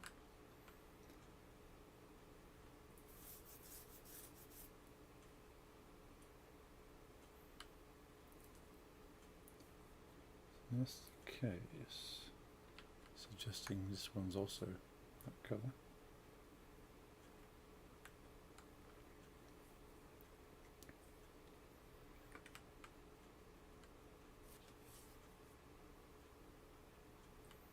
So, 1, 2, 3, that one.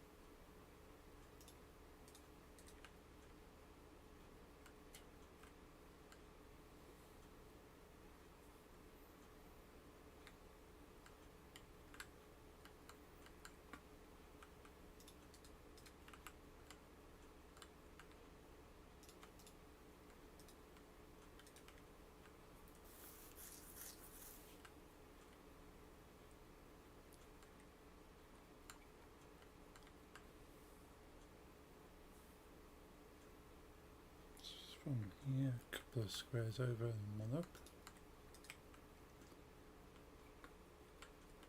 And these two squares here. And that square there.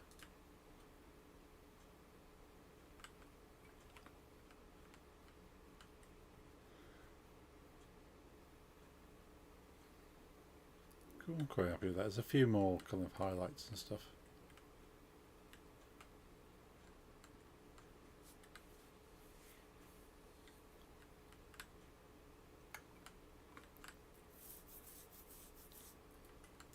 Remove these because they're only markers for my starting of the project.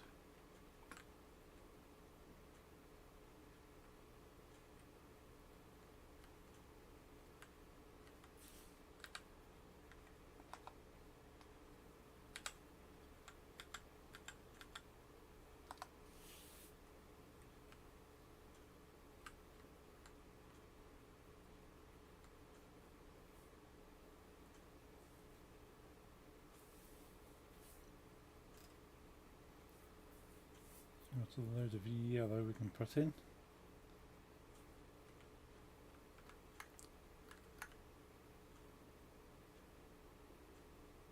So 1, 2, 3 yellow up here. That one is a dark orange. Then a couple of yellow like that. And from the orange, 1, 2, 3 peaks, 1, 2, 3 peaks, and a dark orange in this one.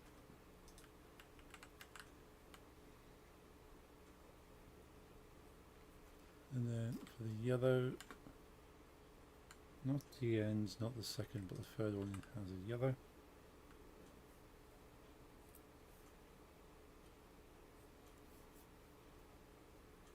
And where we've got the yellow on the corner here.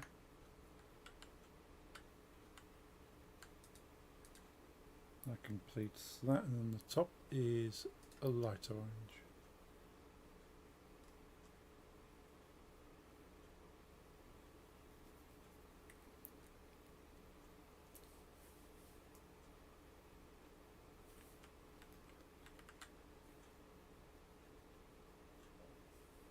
It goes all the way along to here. So let's fill in the yellows from here.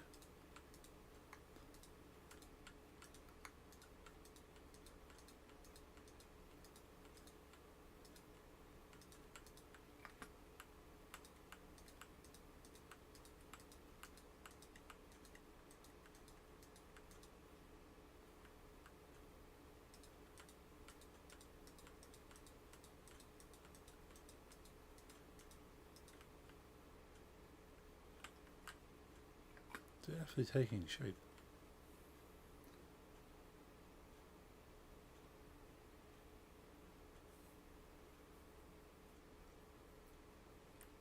And then where it dips down here, it's not that one, but the one next to it.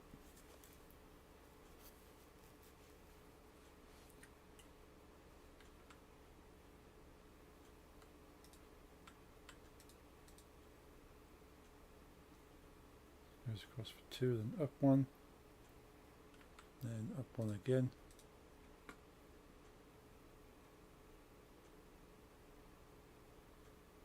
So goes across 2, up 1, then up 2, and up 2.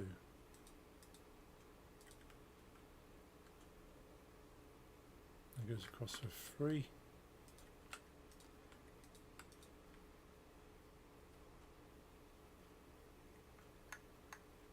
And down across 2, down across 2 again,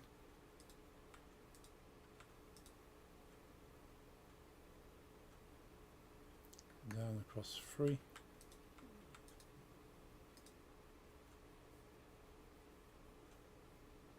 down across 1 to the orange. Cool. Just fill that gap in.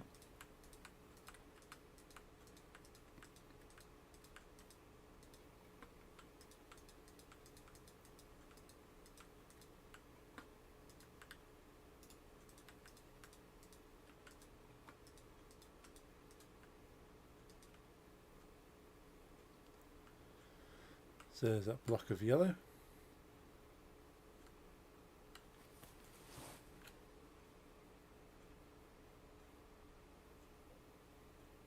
Now some orange pieces here. Just going to drop those in.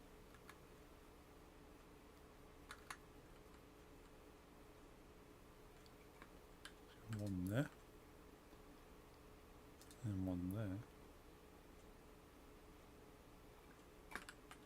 So right up to through the top we have a light orange and a dark orange.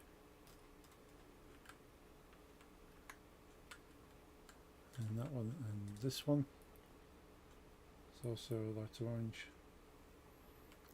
And then that is a terracotta there.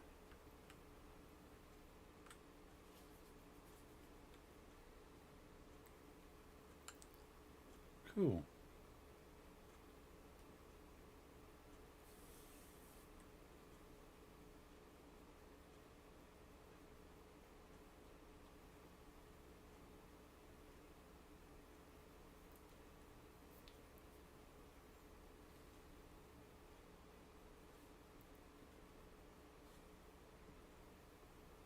Now, do we do that block of colour as well?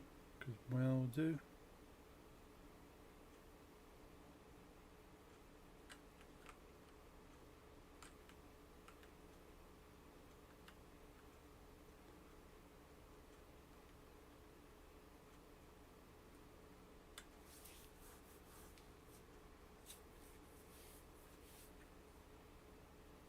Right, let's find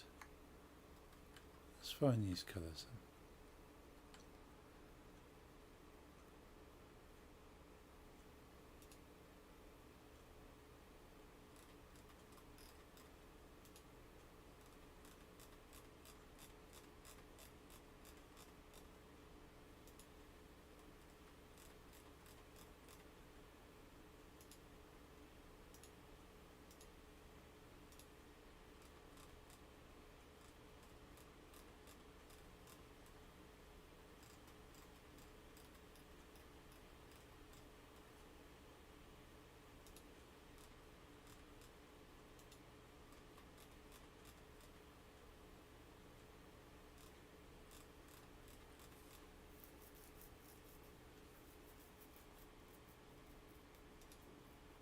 Block of gold, I think that's the one.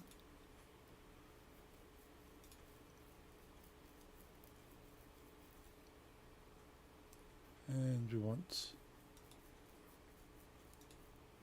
yellow wool.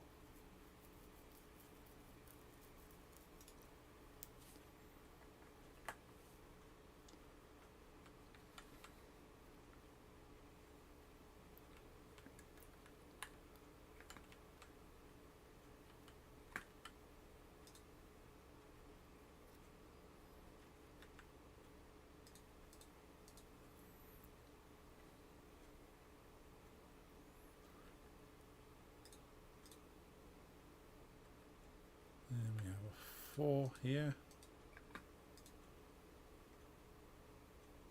And a 5.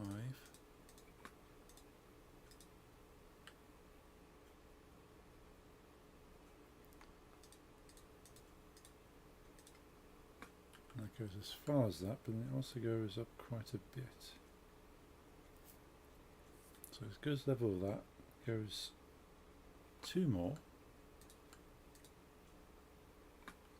And then goes 1 with a tick on the side. And 1, 2, 3, 4, 5, 6 on top. 1, 2, 3, 4, 5, 6.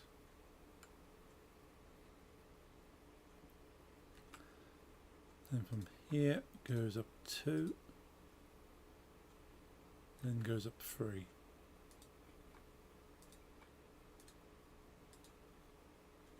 It comes across once.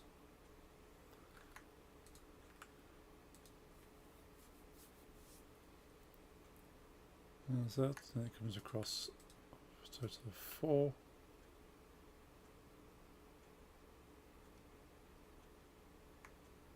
Then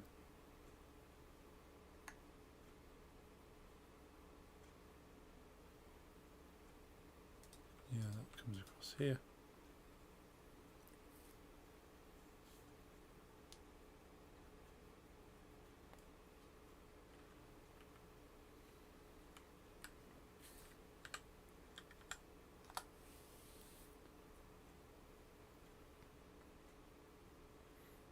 And from there, it does come out one more.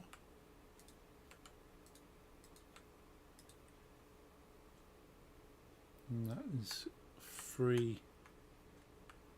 Goes down by 2 more to make a line of 3. And goes out 1.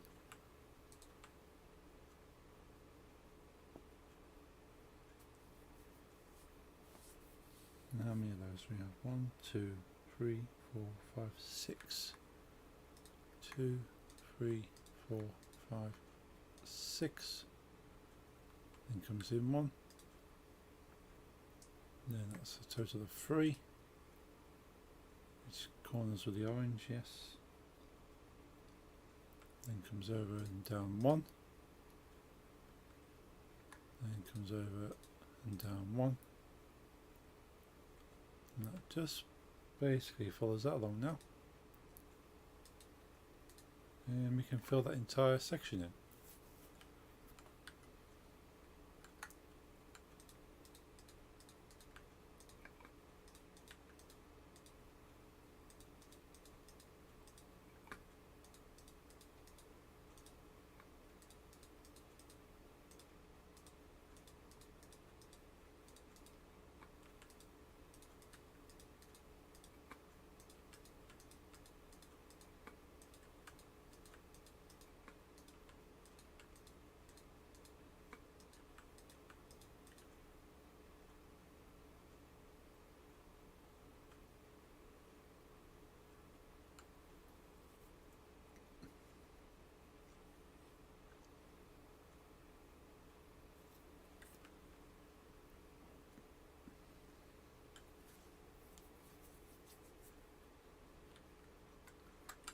Alright, let's just judge the scale from the truck here.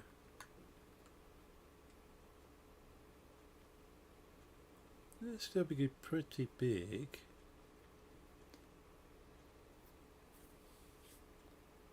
Because from that point onwards, it's going to be kind of up to there.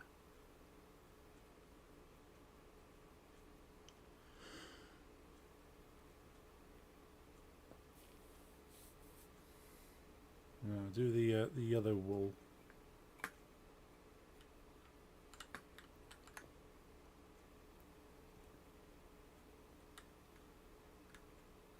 The yellow wool starts at this point.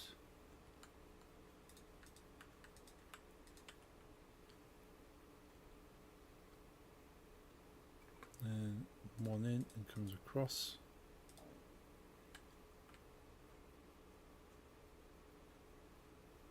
And 1 in comes across.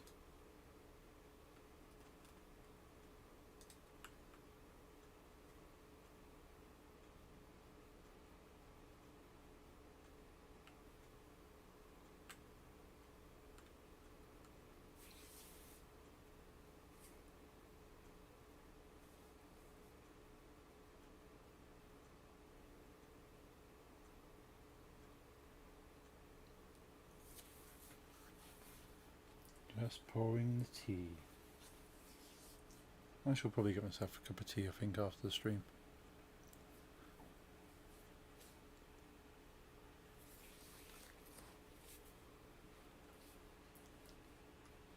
Do enjoy a cup of tea.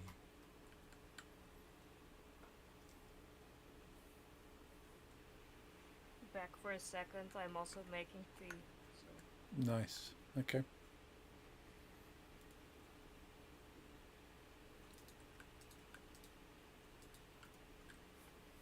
So I think I might make myself a cup of tea after I've streamed. Nice. Nice. I'm having a spicy chai tea, which is actually a bit sweet. It's Oh, nice. Jeffrey has green tea with lemon. nice. Both sound very good. do have some what has been labelled as bedtime tea. It has like chamomile and vanilla. It's sort of like a very kind of Calming. calming, yeah. Yeah. So I should make some of that. It's really weird how you have like these that have such ways of working, like how they can calm you or have make you sleep better. Yeah. I suppose it's all kind of old kind of herbal Yeah. recipes. Like, okay, mixing these herbs together with hot water and may have this effect. Did you know that tea was actually found out by accident? Oh, okay. It was a long time before Christ that a man in China was trying to make some sort of medicine, and then by accident tea leaves fell in the thing he was brewing, and he thought it tasted nice, and it actually helped him feel a little bit better about certain things, and that was how tea was made. All right. That's pretty cool. It's insane how if something never fell, we would have never had tea.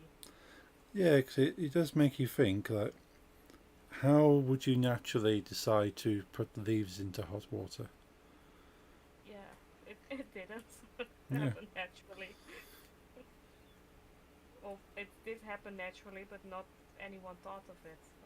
No, somebody didn't go, well, I'm going to boil this leaf and then see how it tastes.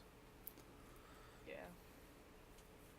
But then there's supposedly a similar thing with beer, that they like the wheat hops ended up kind of fermenting and brewing themselves, and yeah. people drank it and go, oh, this tastes quite nice, and I feel funny. Champagne was actually made, was a big accident. It was supposed to be a normal white wine, but it got bubbles by a mistake, and Oh, it was very, very cheap until it came out, until someone in royalty really liked it. ah, And then others wanted to be like the royalty, so they made it expensive and made it special. And right. the only ones there was a small group of people that knew how to make the wrong white wine, Hmm. and it was named after, of course, where it was made, and then Yes. rules because others tried to make champagne because everyone thought it's just white wine with bubbles, but Right. they didn't taste the same, so that's Ah. why champagne is very protected. Yeah. Yeah. Tend to see a lot of prosecco, um, which is obviously trying to be champagne, but not quite. Yeah, exactly. Be right back. The Okay. water is ready.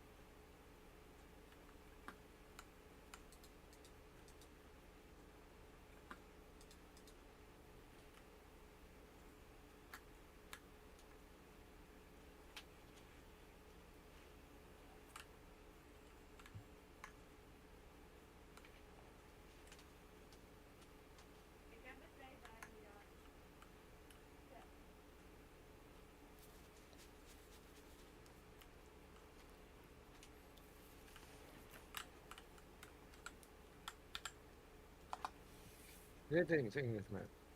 Hello. I don't know if you've seen this one light. I also made this one light. My all-time hero. He's looking over the church. Looking angry.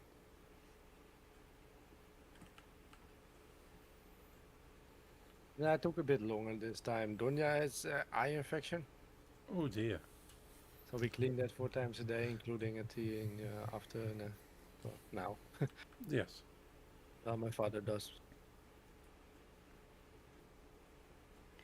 Some drink I also think is kind of funny of how that was made is whiskey, because the distill this technique was actually used by the Arabs, All and they right. don't drink alcohol.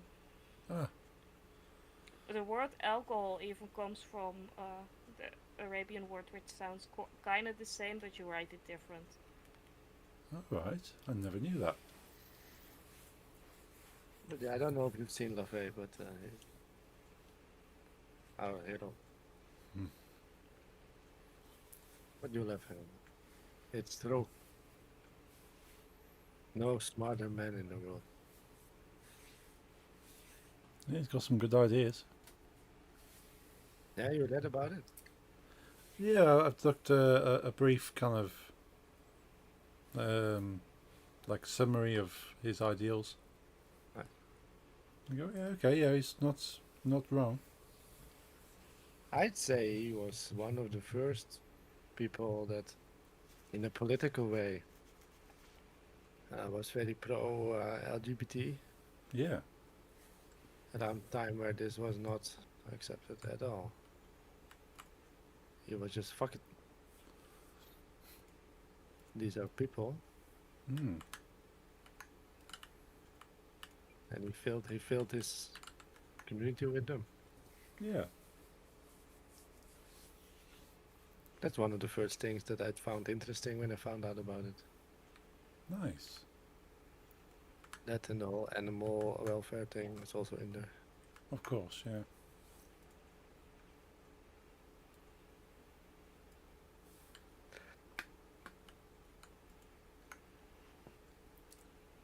Yeah, I've got his picture. I got a picture disc with his face on it next to my screen, and he's the background of my phone. He actually is. Actually, it's kind of funny that my Jehovah's Witness aunt, she has the same model of iPhone as I have. Right, She got it from my father some time ago, because hers was dead. right. And she's having financial a bit less than she's used to. Ah. And the I hope I'm going the right way. I can't memorize the map. Well, when we see Diddy Kong, I think we're close to where I was building. Yes. Exactly the same model as I have, and she was sleeping in our house my mother's house for a week, Okay. and I forgot my phone there, and she picked it up, and she thought like, oh, it's not mine, it's a different background, and she gave it back, and she was like, who's that man on your phone actually? I was like, oh, just my favorite author. Yeah. Because honestly, like when I was a teen, I was of course openly as anti-Christian as I could be. And now I came to a point where like, I don't bother people if they don't bother me. Try to keep it civil and try to keep the peace by just me being me within my own walls, and they are them in there between their walls. Yeah.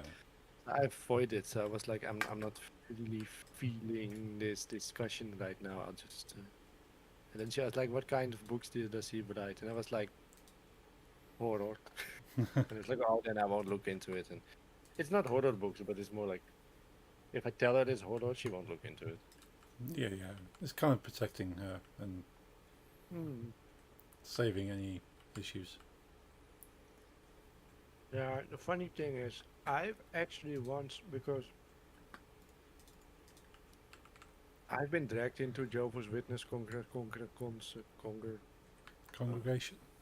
yes, hall. Yeah. Congregation hall.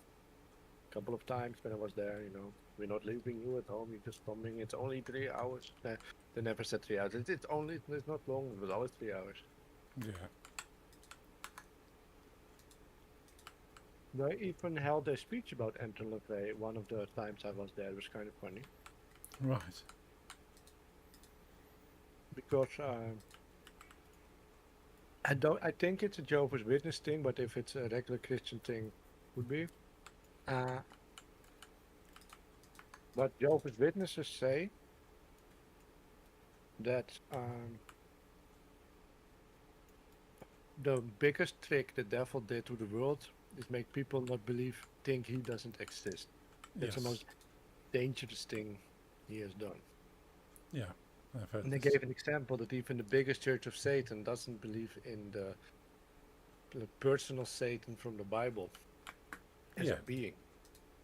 So they gave an example. Even people that call themselves Satanists have been tricked by, so it's proof that we are right. That he is doing this. And I was like, so she has heard the name. Right, yeah. It's like, so she knows the story, but she never put a face to it. Like, who's that man on your phone? I don't know. Mhm. Now, literally, my background of my phone is LaVey smiling, hugging a cat. Oh, It's a real picture. It's not a drawing. yeah, that's cool. Let's see if we can see this.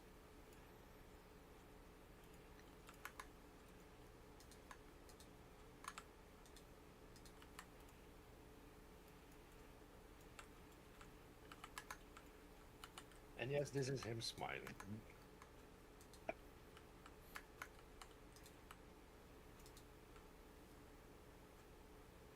Let me see if I can. How can I only get the background?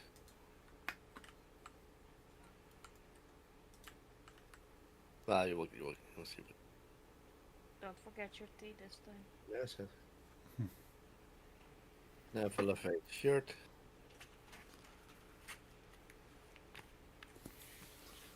Yeah. I do love the tea. Quite often I'll make Nix and I a cup of tea and we'll put them on the side. And it'll be like chatting or watching something. And then I'll turn to the side of me and go, oh, I have a cup of tea. And it's kind of like a surprise from my past self to my future self to have a tea waiting for me. Nice. But it I've makes sent mine. it makes Nix laugh because I'll turn and go, oh, there's a cup of tea. And then Nix will turn and go, oh yeah, there's tea. We both drink mildly warm tea. Ah, No, that's mine was iced tea just now. awesome. I don't drink much iced tea.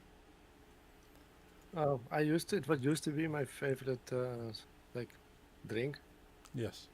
and I switched to carbonated water Ah, because I had gotten fat, right. Yeah. in my opinion. But I lost in my current.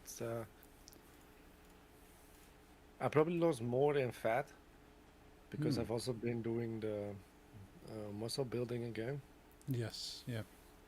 But the scale yesterday said since my diet and lifestyle switch is 13 kilos less. Oh. Okay.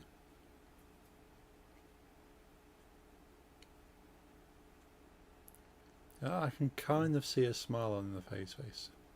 Yeah, he's not smiling. He's like ice cube. Hmm. You can see there's an element of happiness there, but he's just not showing much of it. No. I just realized that something exists that it's a that I'm a giant fan of. Hmm. That it's a complete 100%. It's a mystery how I have never built this before. I need black, white, blue, yellow, red, and pink. Pink, yes. A little bit of pink. There we go. And she, because it's a lady, will be near the dinosaurs. 6. 1, 2, 3, 4, 5, 6. What are you building? I was checking the stream. I only see yellow and gold. Yeah, it's mostly yellow, gold, orange. But what is it? It is a creature. A creature. A creature. 1, 2, 3, 4, 5, 5, 6. You want me to guess, right? Yeah, you may not know it. It is a Pokemon. Oh yeah, I'm not knowledgeable of Pokemon at all. No. Charizard? No, but it does breathe fire. Maybe Light can tell us. She knows Pokemon. I do not. It just never really got to me, all Pokemon. Ah, I Yeah. watched it when it was on the TV, but I always was like, this is okay, but it's not Digimon. no. Yeah, I think Digimon kind of had the head start on the anime stuff. But yeah, I my first Game Boy game was Pokemon Blue, so I kind of I've been following the I- series from the very long time ago. Since I was really young when I got my first game, my Game Boy, I didn't buy games myself, so I didn't even pick them out myself. My parents just bought me things. Okay. And maybe if they once bought me Pokemon, I might have been a fan, but they never did. And my very first game I remember was Jungle Book, the game. Nice. And my second was the Super Mario Bros. Port for Game Boy. Cool. Game Boy Color. Specific.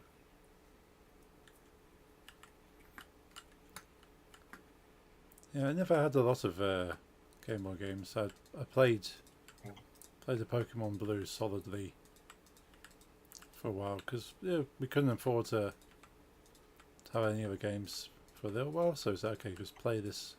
And there was a lot of hours in Pokemon Blue, Oh, I know. so that kept me going for a long time. I have only briefly played Pokemon Diamond and Pearl, those Right. two, Yeah. just to try to get into it. And that's because I had a cracked, my first generation Nintendo DS was cracked, Oh yes, yeah. and I could just download whatever I wanted, and I was so not knowledgeable about Pokemon. I was like, oh, there's two coming out at the same time. Yeah. I must probably own them both. So I downloaded one and I downloaded two. Both put them on my cracked DS, and I started playing Pokemon Diamond. And I was playing that for a couple of hours, and I was like, okay, now let's see what Pokemon Pearl is about. And then I was like, this is the same game. Yeah. And then I didn't understand why. Yeah, they're still doing that now, where they kind of split the experience over two versions, with the idea that you have to find somebody with the different version from you to kind of link up and play together. So No, I didn't like it at all. Like, nah, I didn't like it at all. It just wasn't for me. But here's the thing with me also is that what didn't help is that I was 18, so way after I got my first DS, that I first got into turn-based games. I hated turn-based. I didn't understand why you would wait for someone to hit you yeah, before you hit. I only liked hack and slash games. So if it was turn-based, I was like immediately. I remember because when I was a child and still am a very big Lord of the Rings nerd. For PS2, there was this new Lord of the Rings game coming out. So it was Lord of the Rings. So I immediately was like, buy, just don't think about it. It's Lord of the Rings, buy. hmm And it was a turn-based RPG. oh, It's still on my shelves. I never played it past the first 20 minutes because it's turn-based crap, I thought. yeah, Now I love turn-based, so I'm. I don't think you can delete that light. I think it's good. yeah. The my bots deleted that, but I will Okay. Let's delete this message here. But since I still own that, I might try it at some point because now I do like to. It took me. It literally took me that people said, even if you do not like the gameplay, if you like nice stories, just play Final Fantasy. Just do it. And I was like 17, 18, and I was like, okay. At first I hated the combat, but yes, the story was nice. Oh yeah. And then yeah. you get into it, and then you like the combat as well. Now I play fuck ton of turn-based. Hmm.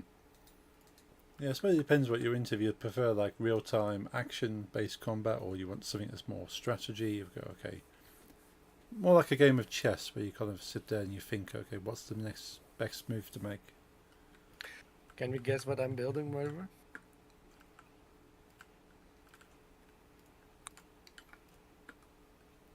I have no idea.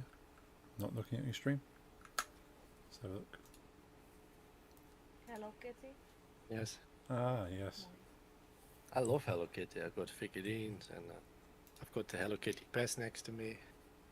And I've got plushies, and I've got games. Nice. I remember buying Hello Kitty at Rollerblade Adventure some time ago, and then the lady literally asked me, "Do you have like a birthday of your niece or something?" I was like, "No, it's me. I like Hello Kitty." Just like, okay. I had the same question when I went to a store and bought a Frozen poster. Ah, I just like Frozen. that's fair. Nice. Yeah. It took me a long time to watch Frozen. Because I didn't see it when it was first popular. Same. And it kind of annoyed me how popular it was and how people kept talking about it and go, well, I don't want anything to do with it. Same. It took me to go to an anime convention with my cousin, Hmm. and there was this girl in the karaoke part, which is always popular with anime conventions because they associate karaoke with Japan. Yeah. And I can't even remember what she looked like. I do remember she was a great singer, and this was didn't happen much in the karaoke part. Most of the people that just went there were mostly very bad. Right, yeah. And I asked my cousin, there was a particular song I really liked. It was one of the Frozen songs. And I asked my cousin, like, what's that from? I don't recognize this one. Because the rest she was singing was just like Naruto intro and, Oh, yeah. things we know. And me and my cousin knew. And I was like, that's from Frozen. I was like, Hmm. oh, it's a pretty song. Yeah. And then I tried it and I really liked it. And then I bought a poster and I've got to the left of my screen I got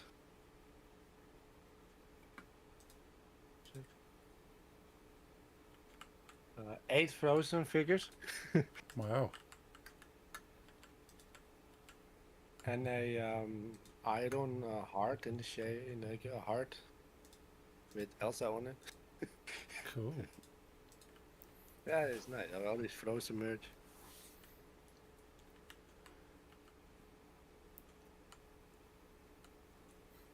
Yeah, it took Nix to convince me to say, yeah, it's a good film. And I said, okay, Oh, nice. I'll watch it. And I watched it. Go, yeah, I agree. It is a good film. I enjoyed it. Yeah, and I got sued by Disney because I made a Frozen shirt I sold to people. Right. You know that story, right? Yeah, yeah. Nah, not sued, but threatened to be sued if I didn't stop, and I didn't have the guts to fight it. No, like a cease and desist. Yes, that one.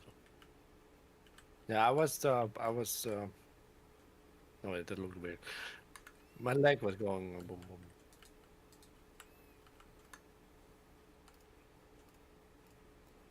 Yeah, cease and desist.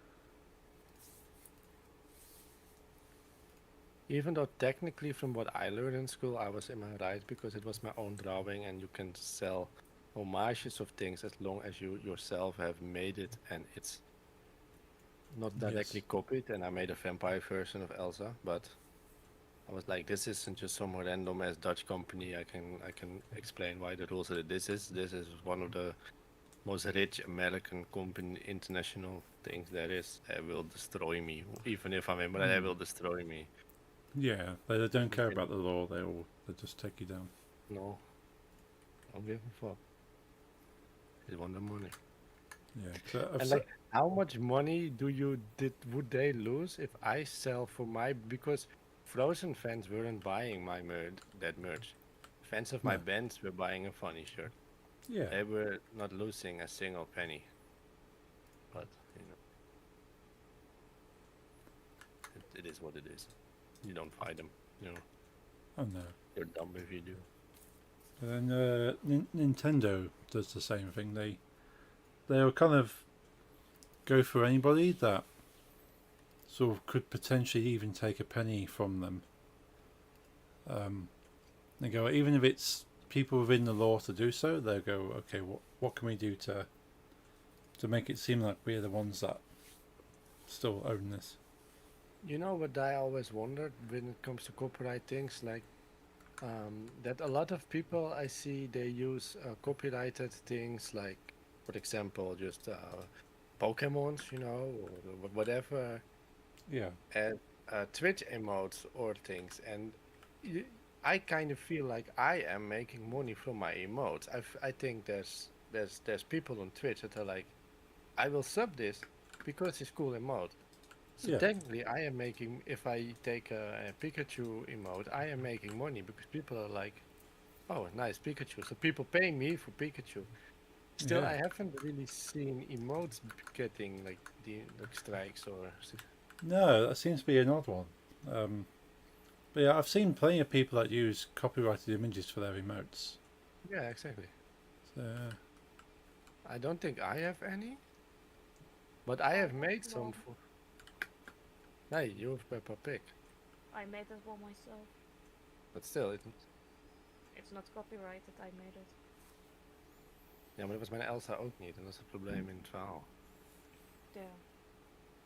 Sorry for the Dutch. yeah, I think the owners of Peppa Pig are probably not so bloodthirsty as compared to Disney. I don't know who are the owners. Where is this from Nickelodeon? I don't know. I think so. Um, Yes, I think the Nickelodeon.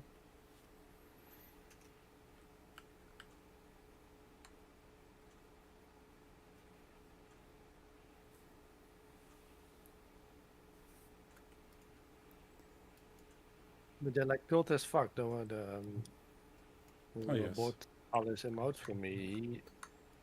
He wanted were just like the face of his favorite artist. He wanted me to draw them, Ah, and I kind of wanted like that's literally me getting paid. Like with Twitch, maybe you can say they pay for your stream, the emotes is free, but it was literally someone paying me to draw an existing copyrighted image. yeah, For example, the logo of his favorite band, but then make it into a usable emote. So I kind of wondered, like, legally where we were at, but I just did. But it felt kind of weird. yeah.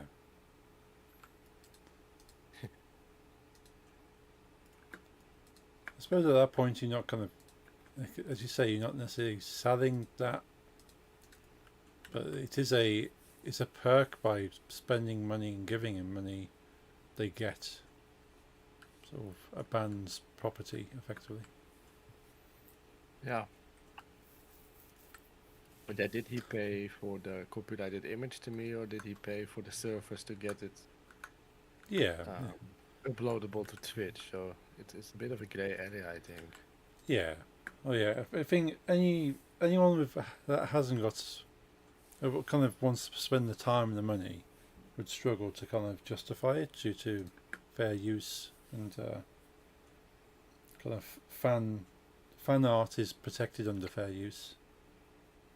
And we consider it to be kind of fan art because it's not the exact original. I don't know. It's definitely grey area. Yeah. I'm gonna get my tea on that. Cool.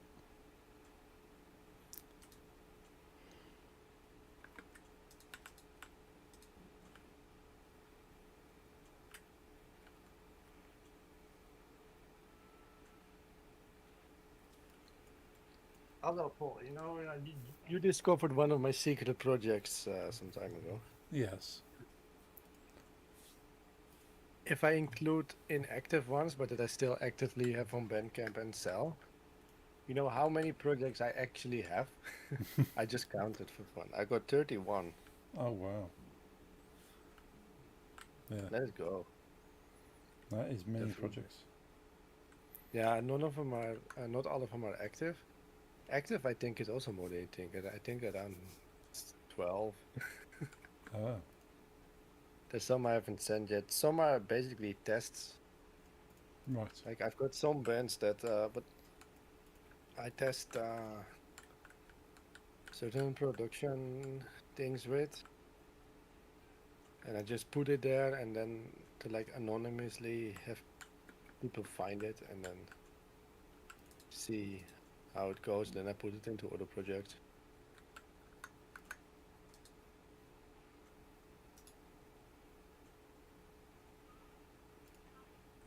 Lot on the fake names.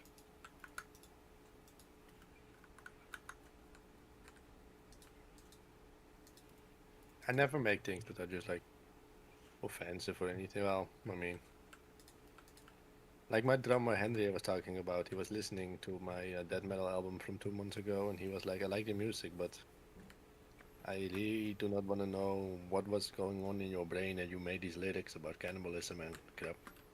Right.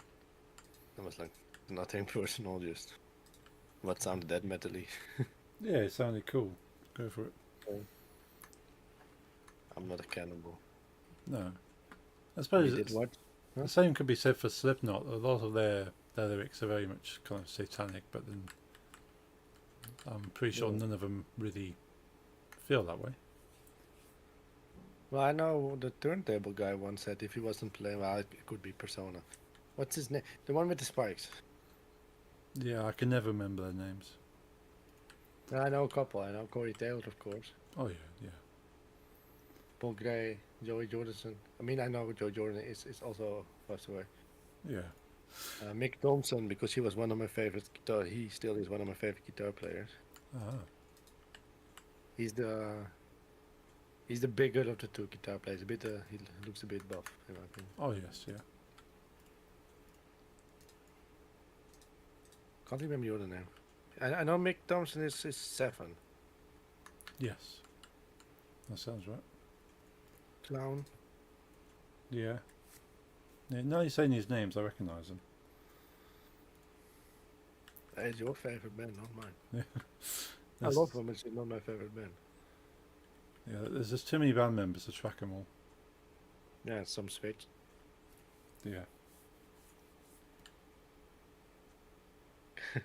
Bassinat, yeah.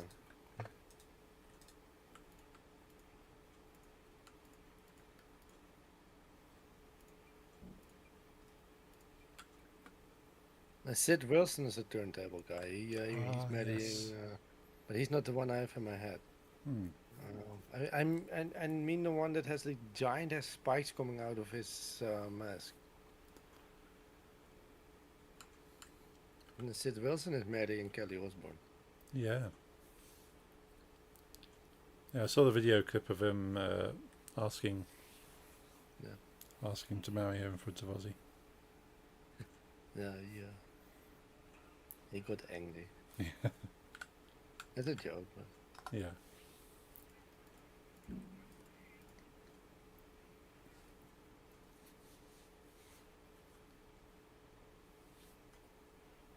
I mean Craig Jones. Ah.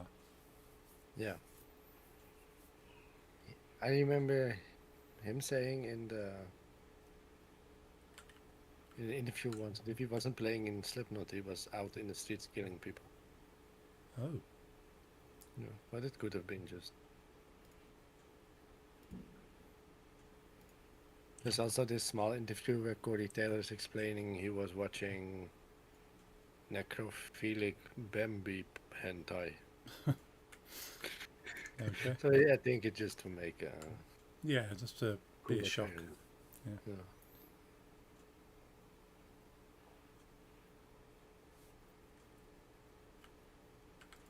But Craig Jones is also booted from the band, I think.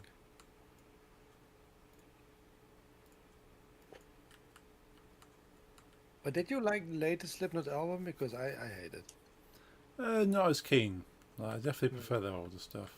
I'll Yeah. listen to it, but yeah, if I go to put any music on, it wouldn't be that album. Have you ever listened to the very, very first release, which is now seen as a demo, but was meant to be an album? The Made, Feed, Kill, Repeat. Yes. And so far, I didn't like. I did not like that. Oh. And so far, listen. I think I don't. It's not the latest one, but I don't think I like it. But Made, Feed, Kill, Repeat. You have listened to that, Paul? I have, yeah. Very, very first release. It's weird. It's kind Hmm. of cool. Yeah, I like it. Yeah, I hated the end so far. Hmm. I hated We Are Not Your Kind. I am slowly getting okay with the Great Chapter. And Slipknot, Iowa, Volume 3, and All Hope Is Gone. I adore, it's amazing. The Great Chapter has 5 songs I like. But the very, like, what's it called? Made, Feed, Kill, Repeat. It's different. It's not Slipknot like. It's more like progressive, weird as death metal or something with jazz in it and some disco even and Yeah. weird stuff.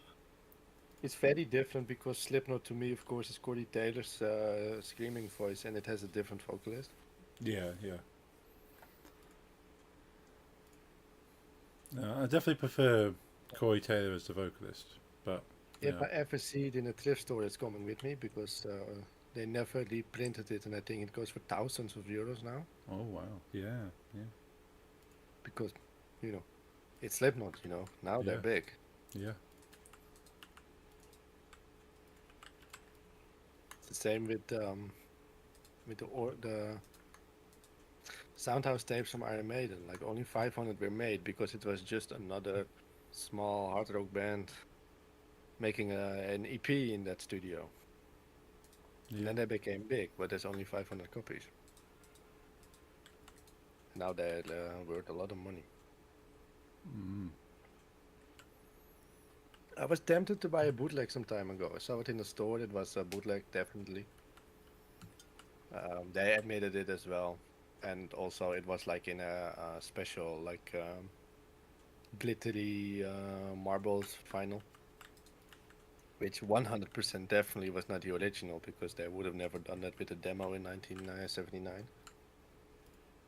Made, Feed, Kill, Repeat Light. That's the very, very first Slipknot release. That was meant to be their first album. But when they made Slipknot, they felt like Made, Feed, Kill, Repeat wasn't good enough to be the first album. So they in retrospect, made that their demo and made the self-titled their first album. But technically, self-titled used to know someone that owned Made, Feed, Kill, Repeat, or someone that owned the original Soundhouse tapes. Both would be epic.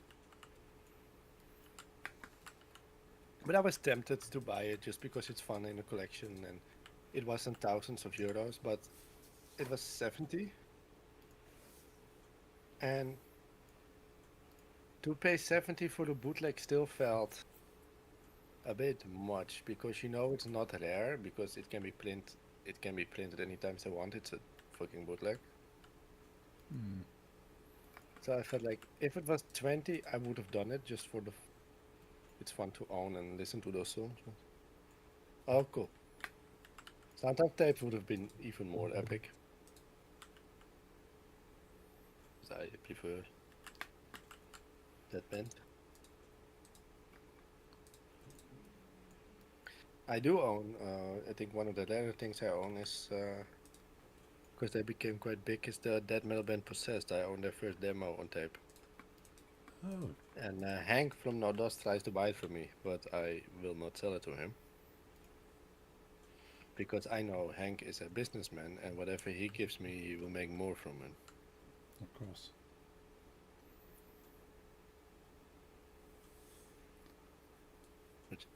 Still, I'm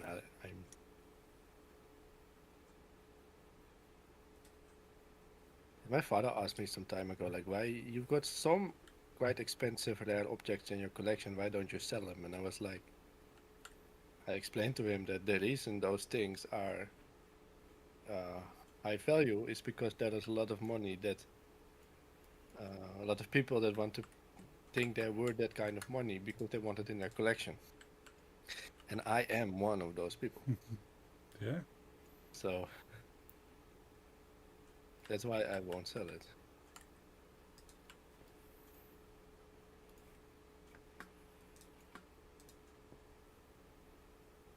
I'm gonna look at your building.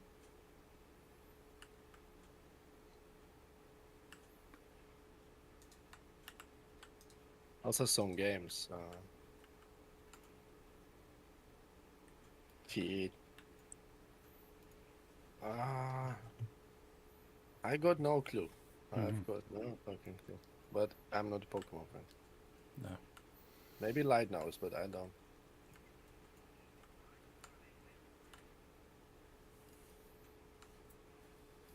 I, while thrifting, found the Drakengard 2, which goes for a couple of hundreds now. Because it was not a successful game. And there's a lot of not successful games that are worth nothing, but what makes it worth a lot now is that after this game, within this franchise, they made a game called Nier. Which you probably know. You know, with 2B, the white-haired girl. Never heard of it? No, I don't think so.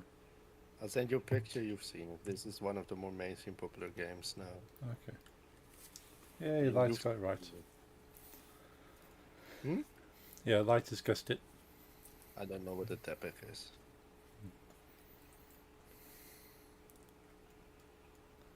You will know this game. Everyone has seen.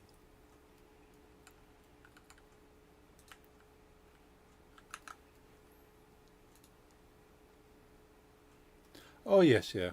Yeah. I recognise. Yeah. This franchise is a couple of years older than this game itself is. It's one of the later games in the franchise, and one of these games before they became big was a failure. Oh right. And it never been a second pressing, and it never sold, and a lot of it destroyed because it just didn't sell. And then this game became popular, and like collectors wanted to fool everything. Yeah. I own one of those. I own the full. I own that copy.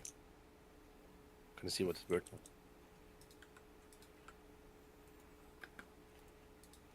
Start. That goes for 125 now, which is, it's not. You're not gonna buy a house from it, but I think it's a lot for an old PS2 game that no one wants. Yeah. No one wants to play.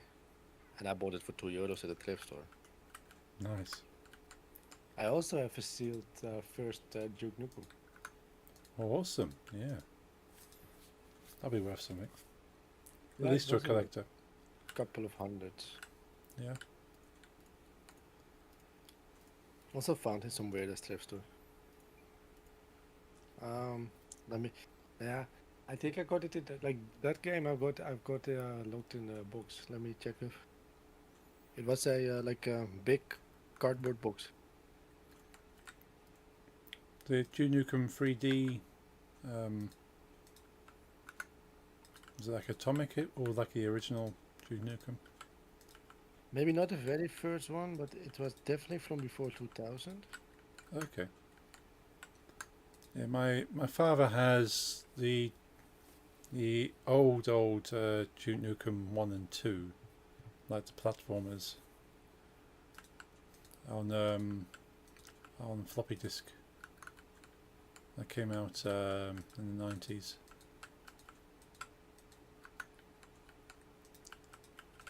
But those are old games as well.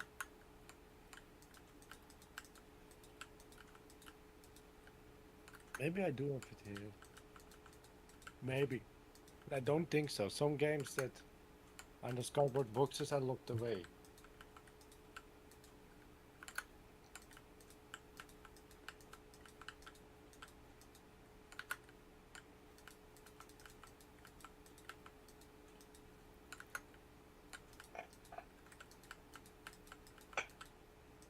No, not here, but it's an older one, and when I looked it up, it was around $200 or something. So I was happy. Nice. It's 50 cents for it or something, but just in like the PC games part of the thrift store where everything is worthless. There's a lot of like these really old Sudoku PC games, you know, for Oh, yeah. Windows XP, and when you go to thrift store, most of the PC games are all these kind of Sudoku games, or like for children to learn a language. Yeah. PlayStation is mostly PS3 versions of FIFA, or Xbox 360 versions of FIFA. Yes. It's literally worthless. No, I can't find the. I don't have the cardboard box version, but it was either Duke Nukem 1, 2, or 3D. Cool. I did find another Duke Nukem I have in my shelves. But I want to know how much that goes for. Oh, it's near worthless. They also have. Oh wait, huh? Why is this so much money? I can buy a Steam key here for Duke Nukem for €114. Why would Oh. I do that? Depends what Why? they're putting in with For that. the digital version. Then explain. Hmm. 'Cause I am curious. Wait, what was your Pokemon called again? Tepic. Tepig. Tepig. I've never seen that before in my life. No, it is pretty cute. He's a small Yeah, pig that fires flames from his mouth. I can immediately see which part you are building now, and I also see that you're at one turn. Yeah. It looks cool. Mm. Yeah, the latest Pokemon game came out last week, and Tepig was one of the options for your first Pokemon. What's So- it called? The latest Pokemon is Legends ZA or ZA. And it's set in a city which is supposed to be kind of Paris, but it's not actually Paris.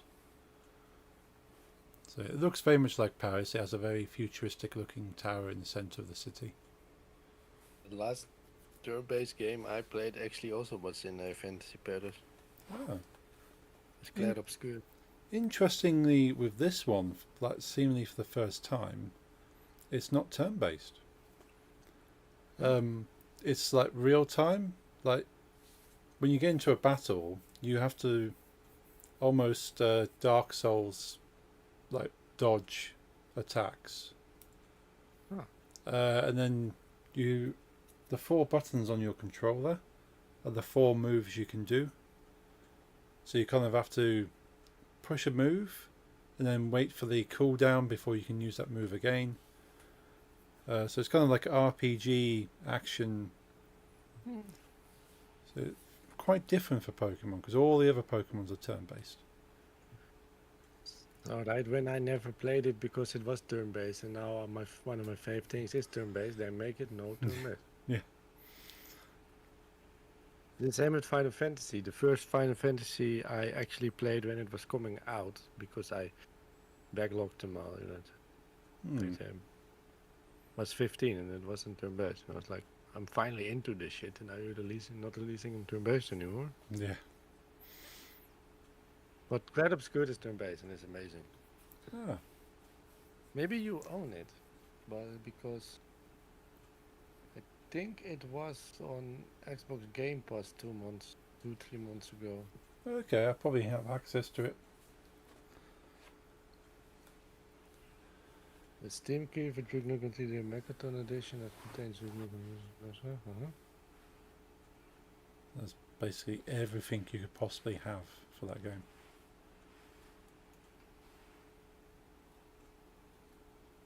Aha. But if you have a key, you can still get it. Then again, I still think myself that if it once existed, it's out there on the internet. Oh and yes. you can download it for free. Why would you buy a Steam key? I get why you buy physical, but there's no reason behind it to not torrent it. You might have to look for a bit, but it's somewhere out there. Oh yeah. There's been so much fan-made stuff for it that people will just get the base game from somewhere and then add all the fan-made stuff. I was some time ago playing Super Mario World, Yeah. and it looked different than I remembered. But I was like, okay, maybe my brain just switched the graphics around. So I kept playing because I recognized most, and at some point the mechanics of a certain boss battle just felt weird. And the Oh. characters I was fighting, I felt like I've seen for the first time on a Mario for DS. Right. Yeah. But I was like, maybe I'm wrong, but it just didn't feel right. Like it was just badly made. Then I found out it was a fan edit for someone that changed all the graphics in it to pixel art versions of his favorite DS Mario things. Then I searched for a new ROM. Then I was like, oh, this is how I actually remember it on the SNES. Yeah. NES, sorry. Yeah, I used to make content for Duke 3D. It was the first kind of idea of making game stuff because you can make your own levels, you can do your own art. Yeah. I created my college because I was doing this when I was at college. So I made a complete mods overhaul to turn it into my college, the build engine. Yeah. So I recreated my college in the build engine, changed some of the weapons for like old. I changed the pipe bomb into an old CRT square monitor. So you're basically throwing monitors and they're blowing up. Salute you for being able to work. Yes, it was very volatile build engine. There's a new game come out fairly recently that's built in the build engine. Is it Wizardom? You play as a wizard, and it looks like if they took Duke Nukem and tried to make it now, but you're a wizard, and you throw fireballs from your hands instead of missiles. I remember, and for the first time I'm playing with building games now. With visual novel I make. But I remember having friends that had older brothers that had a NES. And on that NES they had a game called RPG Maker. Oh yes. And they made their own RPGs, and they made like RPGs they made themselves, and then they had like 60 hours of gameplay in it, with Oh. stories and cutscenes and shit. I mean, without voice acting, of course, but. Yeah. And I was like, how do you literally have the patience to create a whole game with worlds and shit on a NES controller? Yeah. That's some dedication.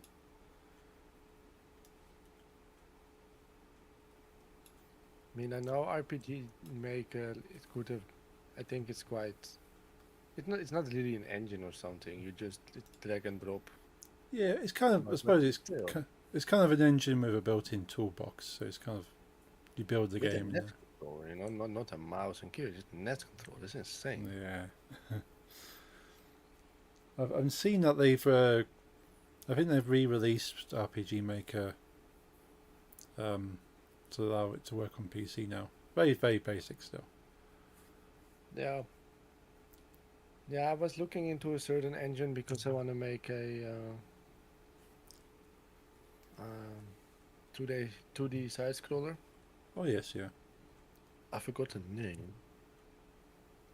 Iron Fury is That's I've got that. I've not played it yet, but I want to play Iron Fury because Godot.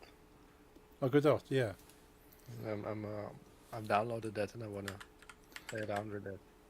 Yeah, So I would. for now, I'm using Godot. Well, I've got Godot installed, and I'm using Rampai for my visual novel. Yeah. But Rampai is Rampai literally has no, how do you say, drag and drop and whatever. A lot of engines I see are quite easy for people that do not know coding, like me, in my opinion, Yeah. because I'm forced to learn it now. Where you just like, oh, if I you click on things. If I want this, I've seen people use Unreal, for example, without coding at all. They just fly around and then they place a tree there and place the castle there. Oh, yeah. They Yeah. build. But Empire has nothing like that. I thought, oh, Vision Novel, I can just tell the game like this is a. I drag the picture here and type some shit, and it can only be the whole game has to be written in code, everything. Hmm. The proper old school. What? Proper old style of making a game Yeah. to write it all by code. So I have to put all my assets in a map or in different maps to get it organized, and I have to in the code say, oh, there's a map in this part of my PC. Then build a path and then tell it what it does. Everything is in code, and the bad thing is the site itself promised me you don't need any knowledge about coding. Everyone can do this, and I was saying it like, it's all coding, everything. Yeah. And then the point was, no, but it's not difficult coding, and there's guides online. And what they indeed do is they give you presets. Yeah. Nice. Yeah. So First just time put for you typing today. yeah. That's a link to the latest game made in the build engine that Duke 3D was made in. I'll check it out soon. Yeah, it's very Interesting. retro, but you can it even includes a more updated version of the engine editor, so you can even make your own levels, and it's already got a huge community of people making content for this game, which is kind of what the developers wanted. They go, well, you know how Duke Nukem you can make your own stuff. Well, here's a new game, and you can still do that. Like, the problem with the Empire promising me that I don't have to code myself is that they gave you like a complete. They deliver it with an already completely written game. Yeah, And they say, oh, but just drop all your files in this map, and then you just change the conversations in the code itself, because you gotta write the conversations within the code. yeah, yeah, And while I understand why they try to make it like you don't have to code yourself with that, is you're not getting your own game when you do that. You have their base game with different dialogue, so that didn't really feel right to me for what I wanted. no, I can see. I was forced to learn I spoke Dutch Yeah. there, sorry, to learn Python. Yeah, I suppose in some ways that's good if you want to kind of get introduced to it and kind of understand how it works. But then you already know what you want to do, and you want to kind of go past that point and start making your own stuff. Yeah, like I kind of felt I was kind of shocked when they got themselves just a plug and play without having to understand the coding part, and I started it up and I was like, this is all coding, all of Yeah, it. There's no plug. There's no drag and drop anywhere. It's nothing but code. mm. So it's just Visual Studio now. But Yeah. You're getting used to it though. You're learning and you're understanding it. And yeah, it's nice. I haven't done anything about it. I'm quite proud of what I made, what I showed you, the video, just the intro with the music starting. And what I really like, what I did is at first I just made an MP4 that had to loop, but then all the assets are like loose, so the video itself is being run by code, it's not a Right. video played, but Yeah. it's just a lot of PNGs and stuff that are moving because the code tells it to move, not other way around. Yes. Yeah. So when I was working on that for hours and hours on end for the day, and I pressed build, and I didn't have a game yet, but the build was nothing but the main menu that had even had working buttons, but when you played start the game, you just had like a blank screen.